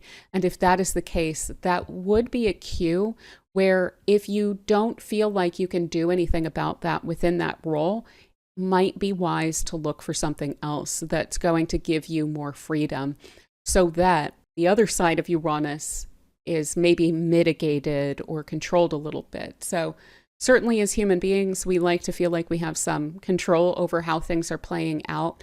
If you find yourself in a very intolerable position, but you keep sweeping it under the rug and keep trying to keep a lid on yourself and on your own aspirations and on your own knowledge of how things could be done better, sometimes Uranus will throw us out of or springboard us out of a position like that. And it can feel destabilizing or unsettling. So again, I would try to get out in front of situations like that. Try not to ignore being in a career or in, say, a company that just doesn't work for you. If you know it's not going to work, Uranus knows it's not going to work, and it's going to try to open egress doors, so try and make sure that you are opening a new entryway before something like that winds up taking place. That's going to be my biggest advice here for sure. If something feels too constraining, it's not going to wind up lasting as long as Uranus is in that 10th house of yours. But like I said, Uranus winds up bearing gifts. It should be very helpful to bring you into a situation where you do feel like you're able to be more self-guided, you're able to multitask and wear multiple hats, you're able to do your own thing and bring your own unique set of skills to the equation. So I would try and be open to that. But yeah, I think that is pretty much what I have for you, Virgo. So I do hope that this transit treats you super well. Thank you so much for spending this time with me. All right, so for Libra, we have Uranus in Gemini transiting through your 9th house. And this is the place of your philosophy, your worldview, your beliefs, your personal expansion of your horizons. This is also where we see that come through in the sense of literally traveling to different places, expanding your horizons that way, or on the mental sphere, study, higher education, teaching, learning, publishing, sharing your ideas, sharing your knowledge. So I would expect some pretty far-reaching changes along all of these different areas of your life. So very big changes, big pivots with regard to your beliefs. So this could be spiritual beliefs or philosophical beliefs or your worldview, how you look at maybe different actors, different players within the world, and how this is all kind of coming together. I know this is a very weird period of history, and so this is likely to be reinforcing some of the needing to look at things differently because things are changing so much in the world as well. So this is going to be reinforcing a sense of openness to understanding the world differently maybe than you have previously. And again, maybe that's on a philosophical level of human nature and how you look at that. Maybe it's on a spiritual level of what is the kind of cosmological meaning of all of these different changes and how people relate to each other, etc. I do look at like all of the humanities showing up here. So studying culture or society or law or anything like that. This is likely to have you quite fascinated along all of those lines and wanting to understand this and wanting to understand your perspective on this or feed your perspective on this more and more over the coming years. So you're likely to be very like intellectually focused in these coming years and hungry for information and knowledge. But you're also likely to have some very interesting opportunities to share that knowledge as well. So you may find that there are opportunities to teach or to publish in new ways or about new topics or within new social situations. So this could be starting a blog, starting a YouTube channel, starting a course where you find yourself sharing what you know or sharing your perspective. And with Uranus aiming at liberation, it's trying to free you from any sort of self-limiting or rigid or outdated belief systems about the world and about your place within it. So it should feel like the world is opening up in a sense. And as it does so, consider how your perspective on the world opening up changes what you feel like your role within that is and your ability to affect that. So I would also really expect some surprises in terms of travel opportunities or your ability to move to some place that is unfamiliar that's going to wind up stretching your perspective on things.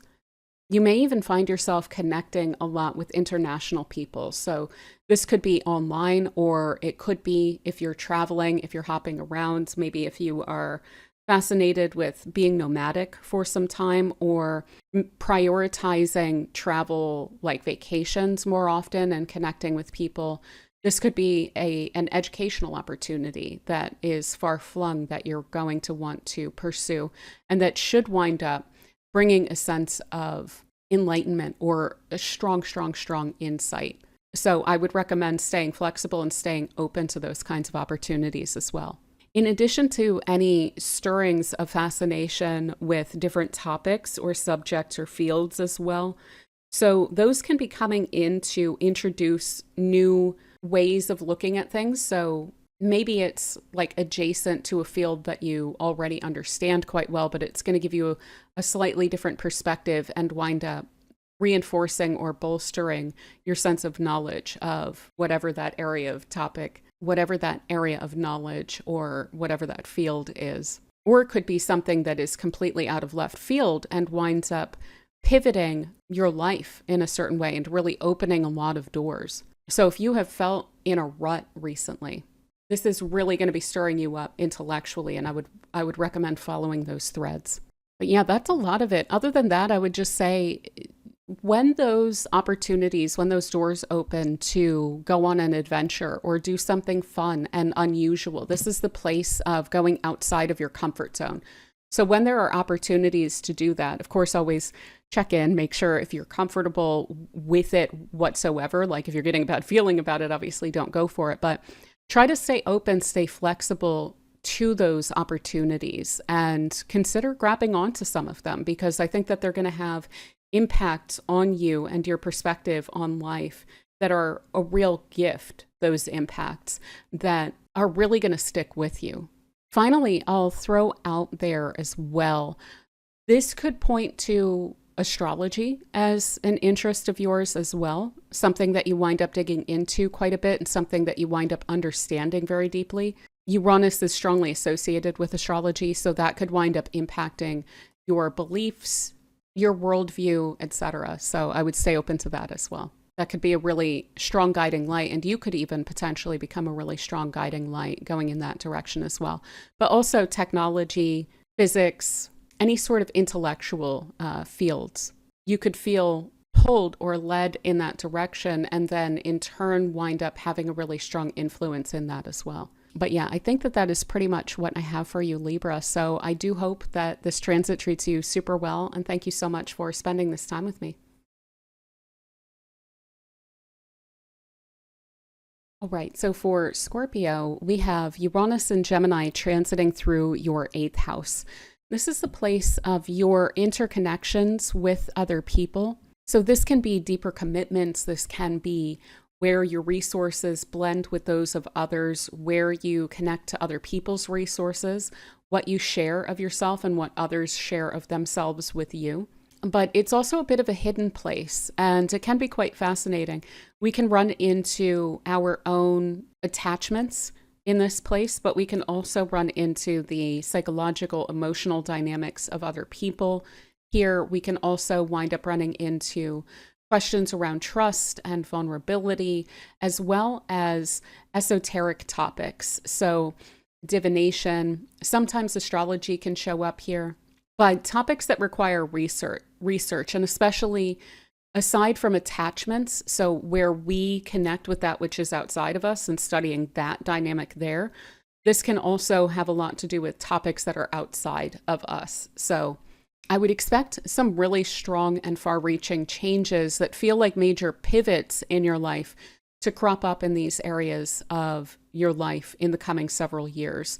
So on a very literal level, this can have to do with your resources. So which resources outside of yourself are you connected to?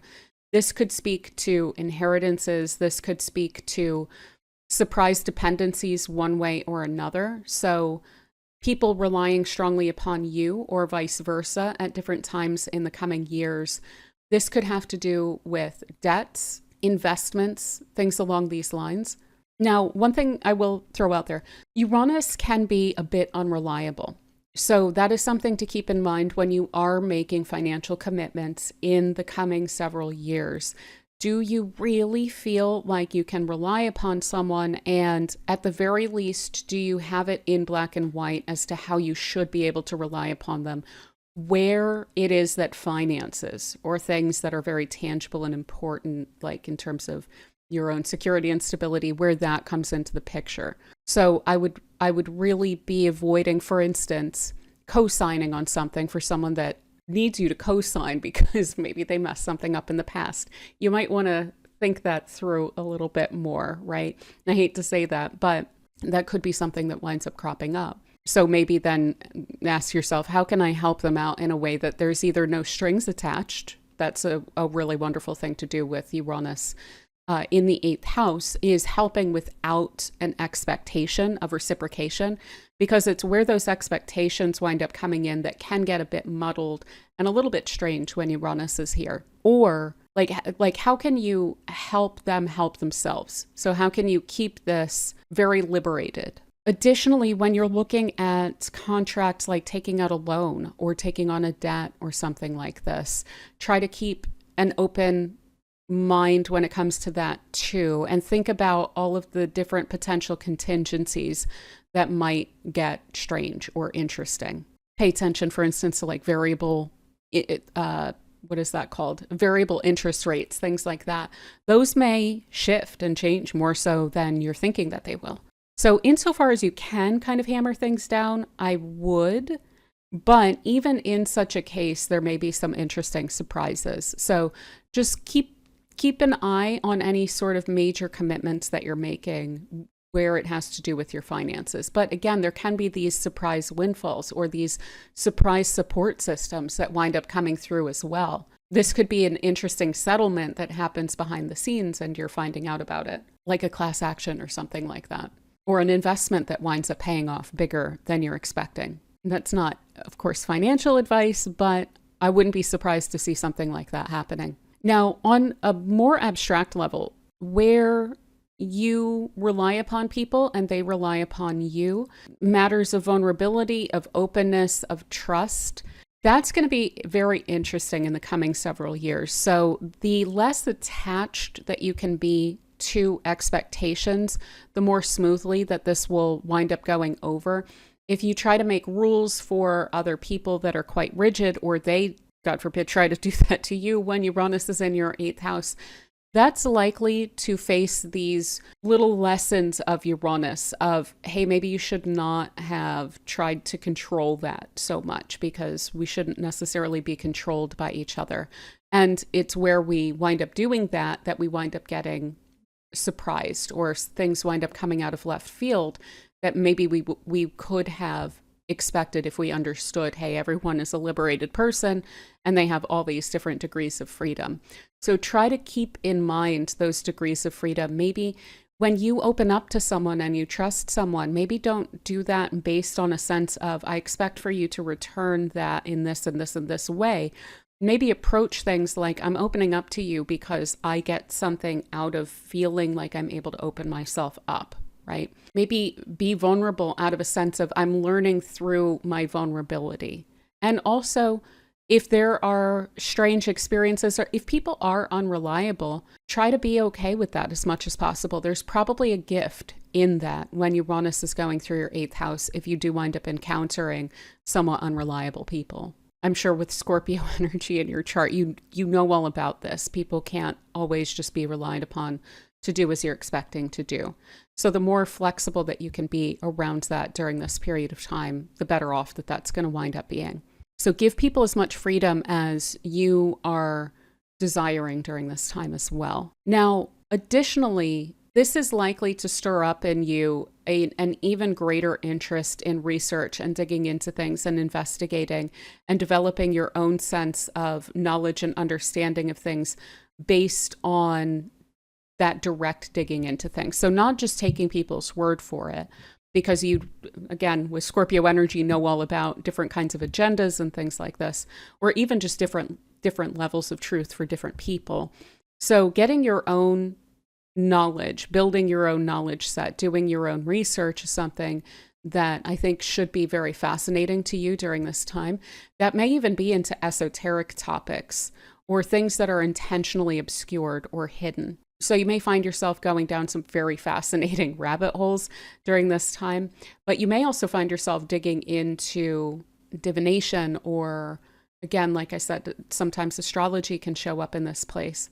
Big cosmological questions could wind up cropping up here, or just even the occult, things like this, digging into that, trying to understand it better through your own research. So finally, actually coming back to, this is something I kind of hit on when I was, touching on this topic, but looking at all of those lessons, the weird experiences that you have with vulnerability, with trust, with attachment, looking at that as a huge gift and an invitation to pivot in response to the fork in the road maybe that has been presented to you. So when someone drops the ball, what have we learned, right?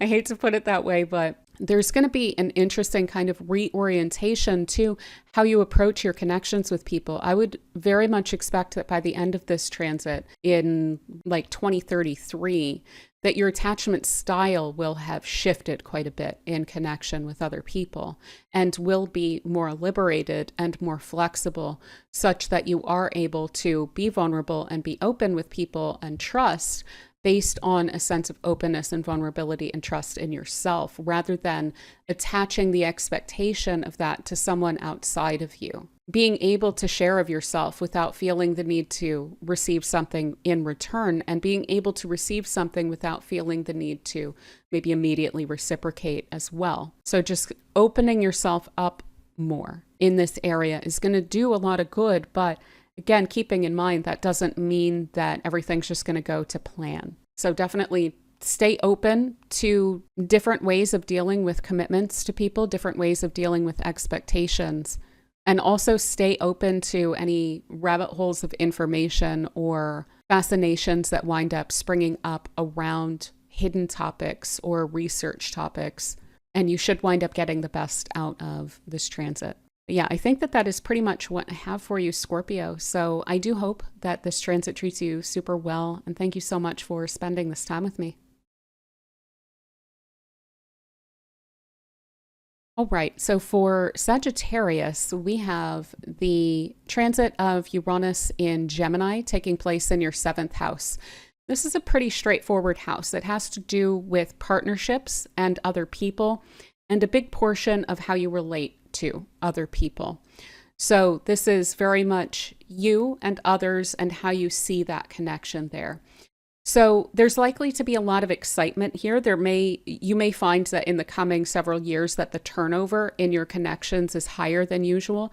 I would say try to embrace that as much as possible. People are going to come and go. They're going to teach you what they need to teach you. You're going to teach them what you need to teach them. And then you may wind up splitting ways.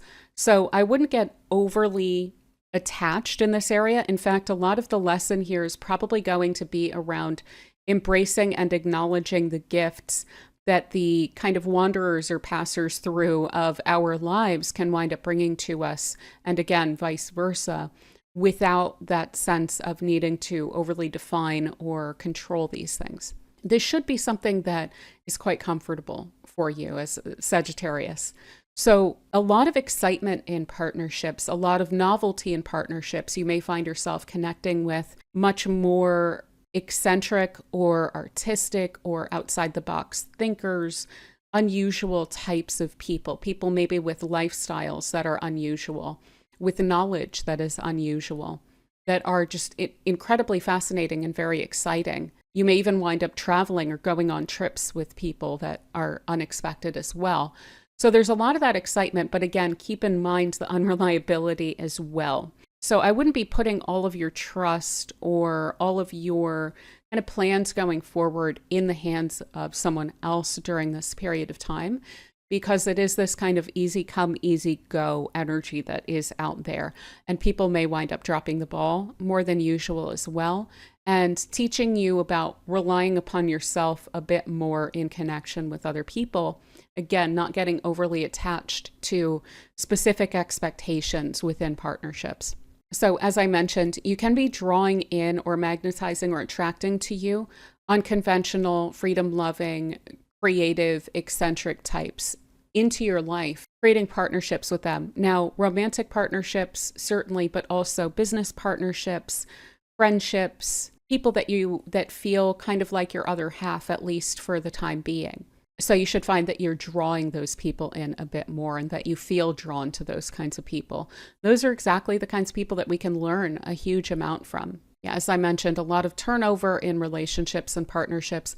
So I wouldn't take things like that seriously. If people just up and leave, or suddenly, like this Uranus, it's also going to show up in the sense of surprising changes within the people that you're connected to. So your existing friends and partners, they can be going through major personality or interest shifts or major surprise events or things like that going on in their lives. So if they wind up going in a completely different direction, it's not that that's reflecting upon you. It's just that that's something that's going on for them. So you could find that there's turnover in that sense as well, of like needing to then not take that personally when that winds up happening. It's not about you. It's about letting other people kind of do their thing and follow their own paths, and maybe your paths will cross again down the road. So this is also going to be a time of major redefinition around commitment and expectations. I would expect that by the end of this transit, around 2033, that your sense of what commitment means to you, or what friendship or partnership means to you, what your expectations of other people are, and also what your expectations of yourself are within your connection. So what are you willing to put of yourself out there for other people to connect to? You may find that you feel more liberated to share your ideas or connect with people intellectually in a more honest, authentic way, not feeling the need even for yourself to meet the standards or expectations of other people as well, but feeling like that yoke of other people upon you is also liberated through this Uranus. So it's going to be on both sides there. And I would expect for your expectations or your approach to that area of life, what you share of yourself with other people, what other people share of themselves to you, and any sort of need to then hammer that down or have that remain as so, for that to change quite a bit and toward greater freedom. And keeping in mind that, especially with Gemini out here in your 7th house, this is something you kind of naturally do, or even as a Sagittarian, this is something that you would naturally do, of drawing in people that you can learn from. And so this is going to feel like that is hypercharged, where you feel like you are learning so much from other people, even those that you're not connected to, that you're just witnessing and observing out there in the world and how they are relating to each other.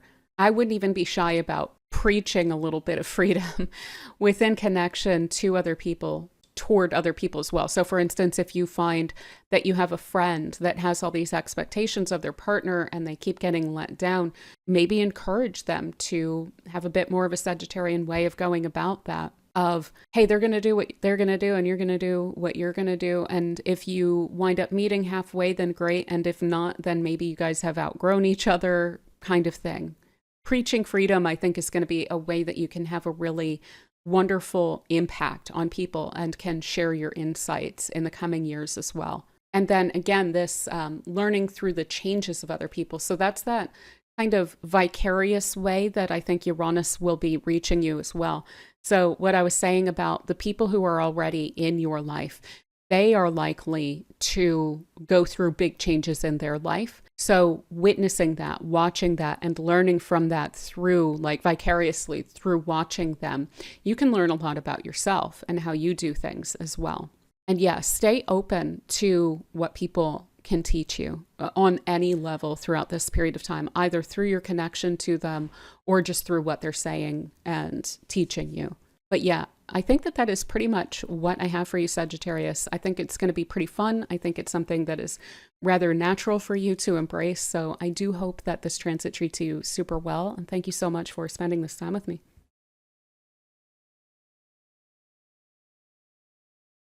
All right, so for Capricorn, we have Uranus in Gemini transiting through your sixth house.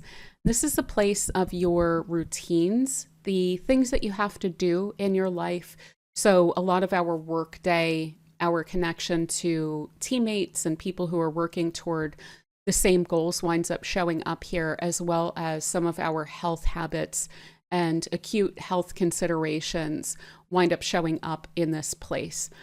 So you're likely to find that there are some far-reaching changes in these different areas of your life in the coming several years here. So the way that this is most likely to wind up being felt is feeling that it is intolerable to have a very rigid routine that is defined by someone else and imposed upon you. Uranus is going to wind up trying to kick away at that kind of thing. Be warned on that level if you find yourself in that kind of an environment, maybe in that kind of a workspace where there's this very rigid way of doing things that you know isn't the best way, but there's nothing that you can do about that. That's going to be something that you'll probably want to find a way to address, even if it means maybe stepping outside of something or looking for opportunities outside of that, because sometimes Uranus can force the issue. And so if you want to have a greater sense of control over what it is that you are doing for work, you may want to get a bit out ahead of that if there is something that's intolerable and you know that you can't affect it. So that kind of off the top there, let me throw that out there. You're going to want to be able to have some control over your day and what you're putting your effort and your energy into and in what order and so forth. So when it comes to the efforts that you're putting into different things, wanting to have some greater say over that. Now, this can point to as well a lot of changes or a lot of turnover, a lot of shifts and pivots when it comes to your everyday life, your routines. So you're likely to be experimenting quite a bit along these lines of, let me try and change like through trial and error. Let me try and change this, see how it feels. If it feels better, great. If it's more efficient, great. Otherwise, let's try and change this now and see if that feels better, etc. And with Uranus, it's going to be trying to point out little areas where you can find those degrees of freedom and bring together a more unique or a more, say, bespoke daily life or daily routine or way of going about the things that you need to do on a daily basis. So I would expect some disruptions along those lines. If there's a better way of doing something, Uranus is going to wind up pointing it out. So looking for those little inefficiencies in your life where there's an energy leak or there's something that you have to do that you really don't want to. And if you were to really scratch the surface, maybe you don't have to do it in that way. This is where this is going to be acting in the strongest way. So you may even find yourself bringing in new tools. Maybe this is trying to automate certain things that you need to do. Maybe this is bringing in people who are able to handle certain chores for you. So even hiring new people to, for instance, if you don't like having to mow your lawn, this could be hiring someone to do something like that or anything along those lines to kind of simplify and give yourself a greater sense of freedom and control over your life. But it could also be automation in the sense of if you hate writing emails and, using AI or establishing templates or something like this so that you are able to spend less of your time doing those kinds of things. You may also find yourself quite fascinated with coming up with a system for your life, right? So systematizing the different tasks that you have. And that can help a lot with pointing out where there are inefficiencies that can be addressed. Finding, okay, I'm going to do this and this and this and this, and I'm going to do it in this kind of an order. And it just winds up flowing a lot more easily. Like even a weekly schedule of, well, every Friday I go to this store and I wind up doing this thing, etc. And so that way there's even like through fewer degrees of freedom, you can wind up finding more because if you're not spending time thinking about what do I have to do, then you can free up more time for yourself, basically. So you can give yourself freedom by systematizing things, ironically, especially when you're working with Uranus. It's really brilliant at that kind of thing. It's actually, even though it can be a little bit annoying to have those disruptions and things like that to your routine that I'm sure you'll deal with at time to time with Uranus, it's a pretty brilliant place to have it, especially with Gemini there, because it is so much about efficiency. And if there's one thing that is, I think, lacking in a lot of our routines that could help us a lot with making that easier on ourselves, it would be efficiency. So this is going to be, I think, working in a very favorable way and offering a lot of gifts along those lines. But technologies and systematization and bringing people on board to help you, I think is going to be a lot of those major parts there. Now, additionally, when it comes to your health, you may be pursuing, instead of just the standard way of going about that, new experimental habits, new experimental routines, or this could be trying out different herbs or whatever it is that you feel is going to be helping you. Experimenting with your diet, trying to figure out, okay, maybe there's usually inflammation that we deal with from our diet because we just kind of eat stuff. But you may be working on like experimental elimination diets here and there and just see what winds up happening through trial and error. Or again, this could be going to experimental or unconventional types of medical or health professionals. If you haven't yet, I wouldn't be surprised if this is going to be you going in a kind of alternative health practitioner kind of a direction as well. Or you could be like trying to bring in a sense of efficiency to your body. So you may actually be kind of micromanaging or doing an experimental like exercise workout kind of a thing and really trying to optimize your body and your health. So you may be getting even very much into the nitty-gritty, and it may start out in kind of a casual way, but you may actually wind up going pretty strong in that direction. So yeah, as I mentioned, that need for flexibility in productivity, you're going to want to feel like you are free to make things as productive as you can by creating those efficiencies. And you're going to want to be able to have a bit more control over the efforts that you're putting into things. So we kind of covered that. But additionally, coworkers and your job environment can show up, your teams that you work on, employees, staff, so people that you do hire to take care of things, that can all show up in the sixth house as well. And that can be unpredictable and at times unreliable with Uranus coming through. So that's another thing I would kind of keep in mind, is not just expecting for things to get done just because it's someone else's job to do. I hate to say that, but that's probably going to be the most annoying aspect of this, is people on your team dropping the ball, and you may then find, okay, then I need to step in and clean up that mess or something. Or this could be feeling like you're in this perpetual state of, for instance, say if you work for a company, and you know how sometimes you can get into, there's like a year where there's turnover here, and then you plug that hole, and then there's turnover here, and you wind up plugging that hole. And it's like constantly on your toes because of the level of turnover.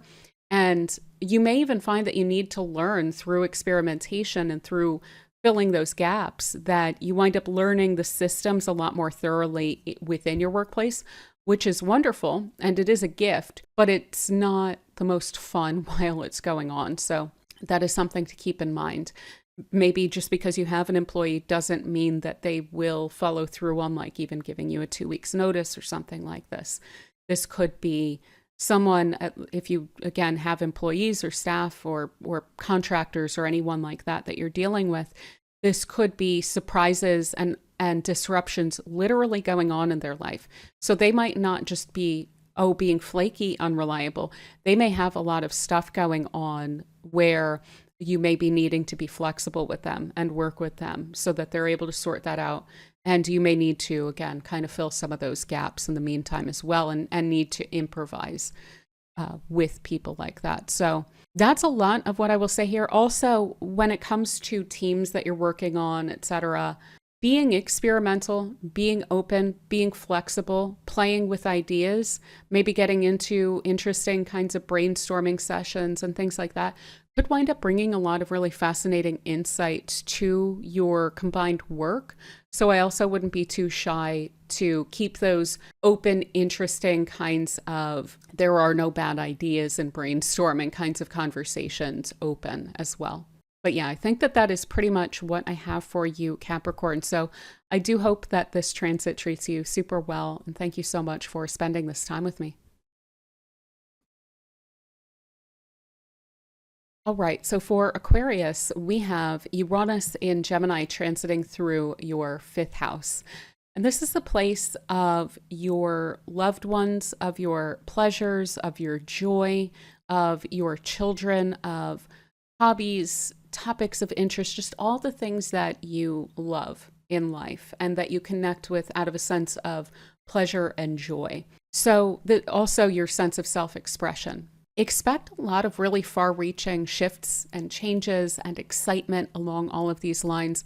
I think this is such a cool place to have this transit going on. There may be some little edges to this. I'll try and hit on all of those. But overall, I think it's a very cool and very welcome transit to have going on. So again, this is a place of inspiration, creativity, self-expression along those lines. So you may find that there are all of these new interests that you have in creativity, fascination with a new medium, fascination with a new topic or a new subject.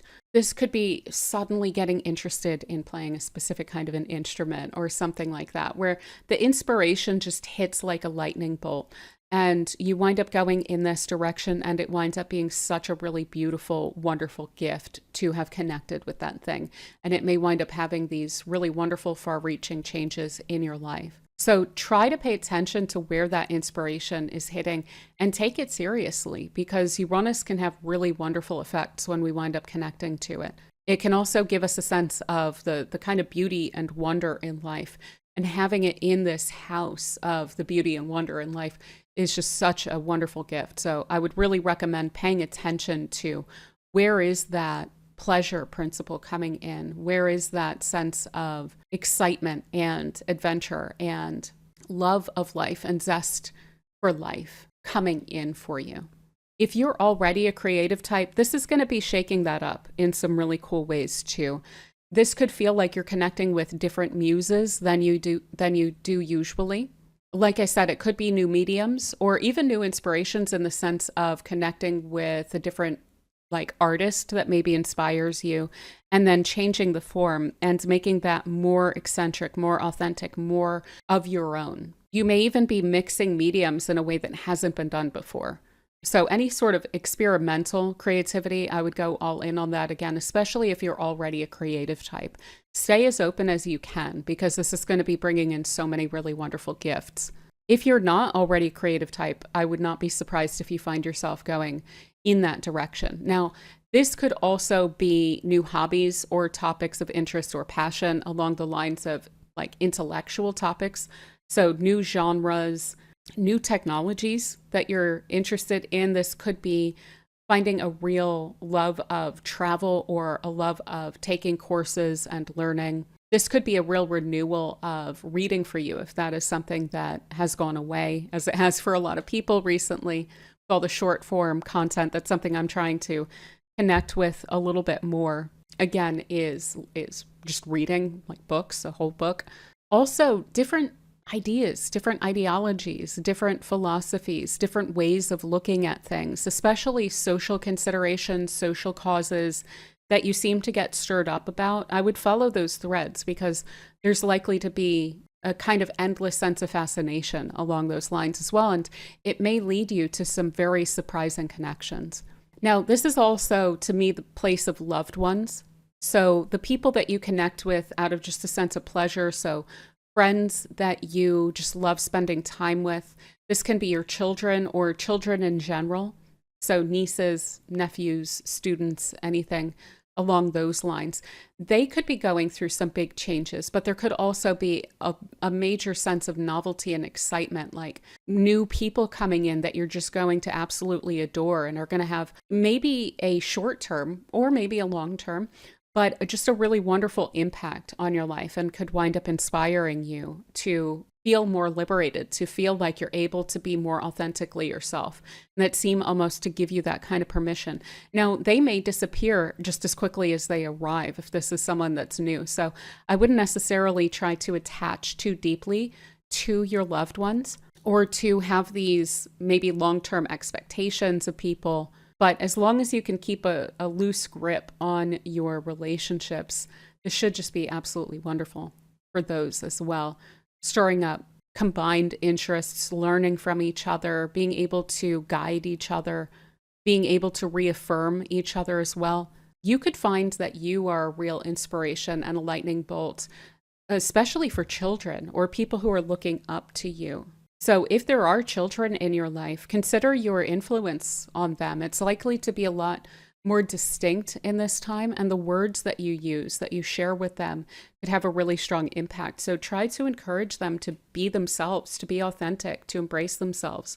Also, like your own inner child, this could be stirring that up too. You may find that there's some kind of nostalgia that seems to come out of nowhere. That could be your inner child calling out to be embraced in a way that maybe wasn't possible when you were younger, or that your parents just didn't connect to. And this could be embracing what may feel like childish interests, but hey, if you like it, you like it. We don't need to put these labels on things. And it could actually wind up having a really wonderful impact on how you view yourself deep down, if you are able to kind of reparent yourself in a very exciting way through the coming several years as well.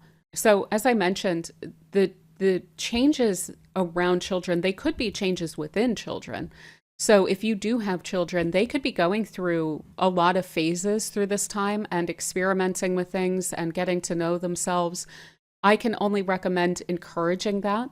I feel like that, unfortunately, as a mutable child, I have so much mutable energy in my chart. I definitely took it to heart when people were like, oh, it's flaky to have all these different divergent kinds of interests. So I would be really encouraging that in them, because this Uranus is going to be working through that. And the more that you can embrace that, I think the better the results are going to wind up being for them. But also when it comes to your creative project. So expect changes in your creative output. Expect changes in your interests. And try to embrace that. Don't worry if it's flaky. Don't worry if it's going through phases where it's not just one change. It's many, many, many different changes. So ultimately what this is coming back around to is, do you feel uninhibited? Do you feel like you are able to be your authentic self and embrace that and even put that on display and feel very comfortable in your own skin? So when it comes to you, your creativity, your interests, how you love, how you connect, how you show yourself to people, when it comes to your children or children around you or your loved ones, that's what this is ultimately about, is embracing authenticity, embracing a greater sense of freedom to express. So where are those yokes? Where are those discomforts with being true to yourself? Best to identify those now, because those are going to be very, very, very loud in the coming several years, and they will demand a greater sense of freedom. But yeah, I think that is pretty much what I have for you, Aquarius. So this is a super cool alignment. I hope that you can have fun with it. I hope it treats you super well. And thank you so much for spending this time with me.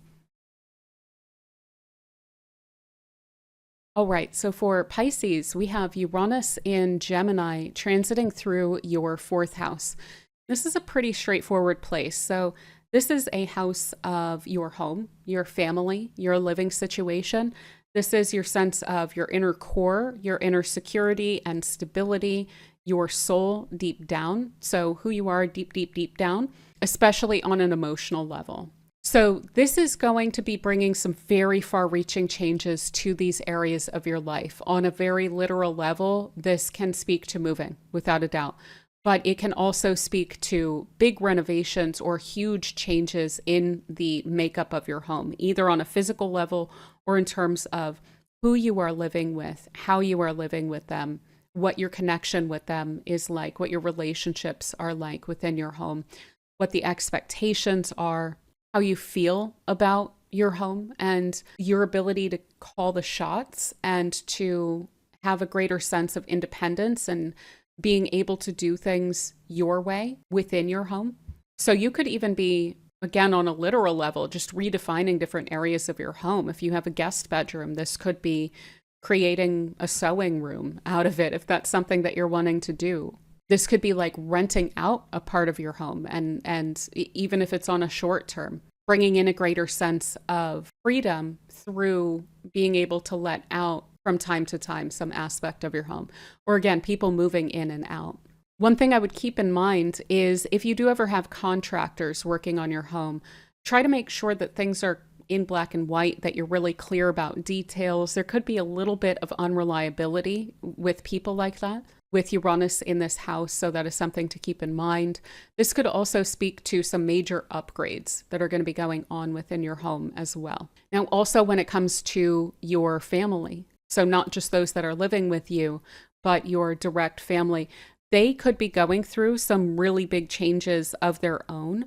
Relationships shifting, breaking down, coming together, marriages, babies, etc.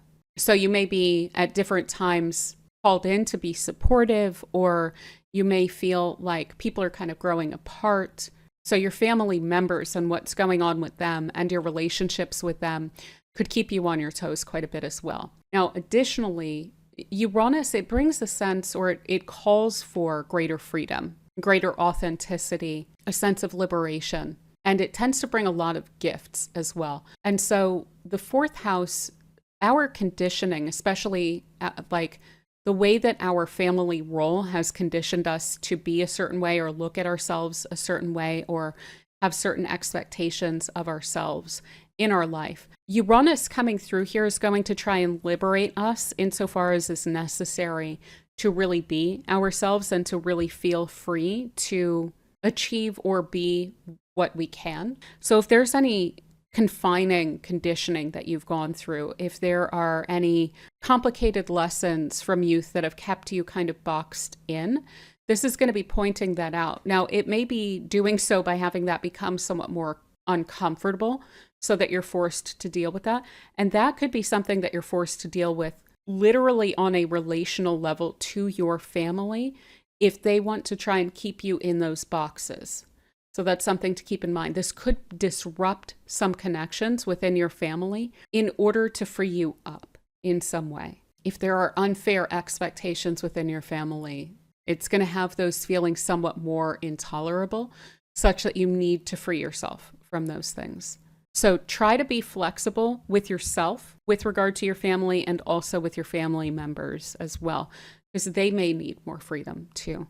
Being as unattached as you can to narrow roles or labels within your immediate family or anyone that you're living with is going to be the best way to go with this, allowing for that change to take place. Now, additionally, Uranus can be quite eccentric. So when it comes to your living situation, that could also be pretty unconventional. So for instance, like I said, you could be hosting quite a bit. You could have people living with you on and off. You could be using your home to network with people. You could be like hosting a lot of events even within your home.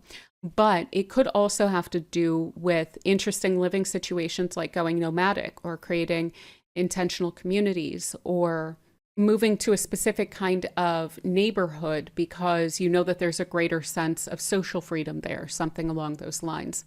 Like I said, you could be moving, and it could be very far flung in terms of a home move. So you could be even moving overseas or somewhere that you never expected that you would. But I think that that's a lot of what I want to say. One thing that I will also kind of throw out here is that in the coming several years, any sort of buying or selling of a movable property, I would make 1,000% sure and get an expert and as many guarantees as you possibly can around any sort of buying or selling of a home, anything like that. The reason for that is not only do you have Uranus in this place of your like houses or real estate or anything along those lines. But you also then have Neptune transiting through. I don't have it turned on here, but that's in your second house, which also has to do with assets and investments and things like that. And those can be somewhat surprising and unreliable when they are working together. So try to make sure you're as clear as possible and that you have not just contracts in black and white, but guarantees backing those up as much as possible. Don't be playing fast and loose when it comes to home insurance or things like that either. If it costs a little bit more to get a greater guarantee or to get even insurance, maybe, I don't know if this is a thing, I haven't, bought a home, but maybe if there's insurance on a purchase that you can get as well, things like that. I would be leaning into a greater sense of those certainties to fill in any sort of gaps that Uranus and Neptune could be bringing to that area. That said, you may have a very surprising increase in value to some properties as well, or come into some kind of property in an unconventional or an unusual or surprising way too. But yeah, I think that is what I have for you, Pisces. So I do hope that this transit treats you super well. And thank you so much for spending this time with me.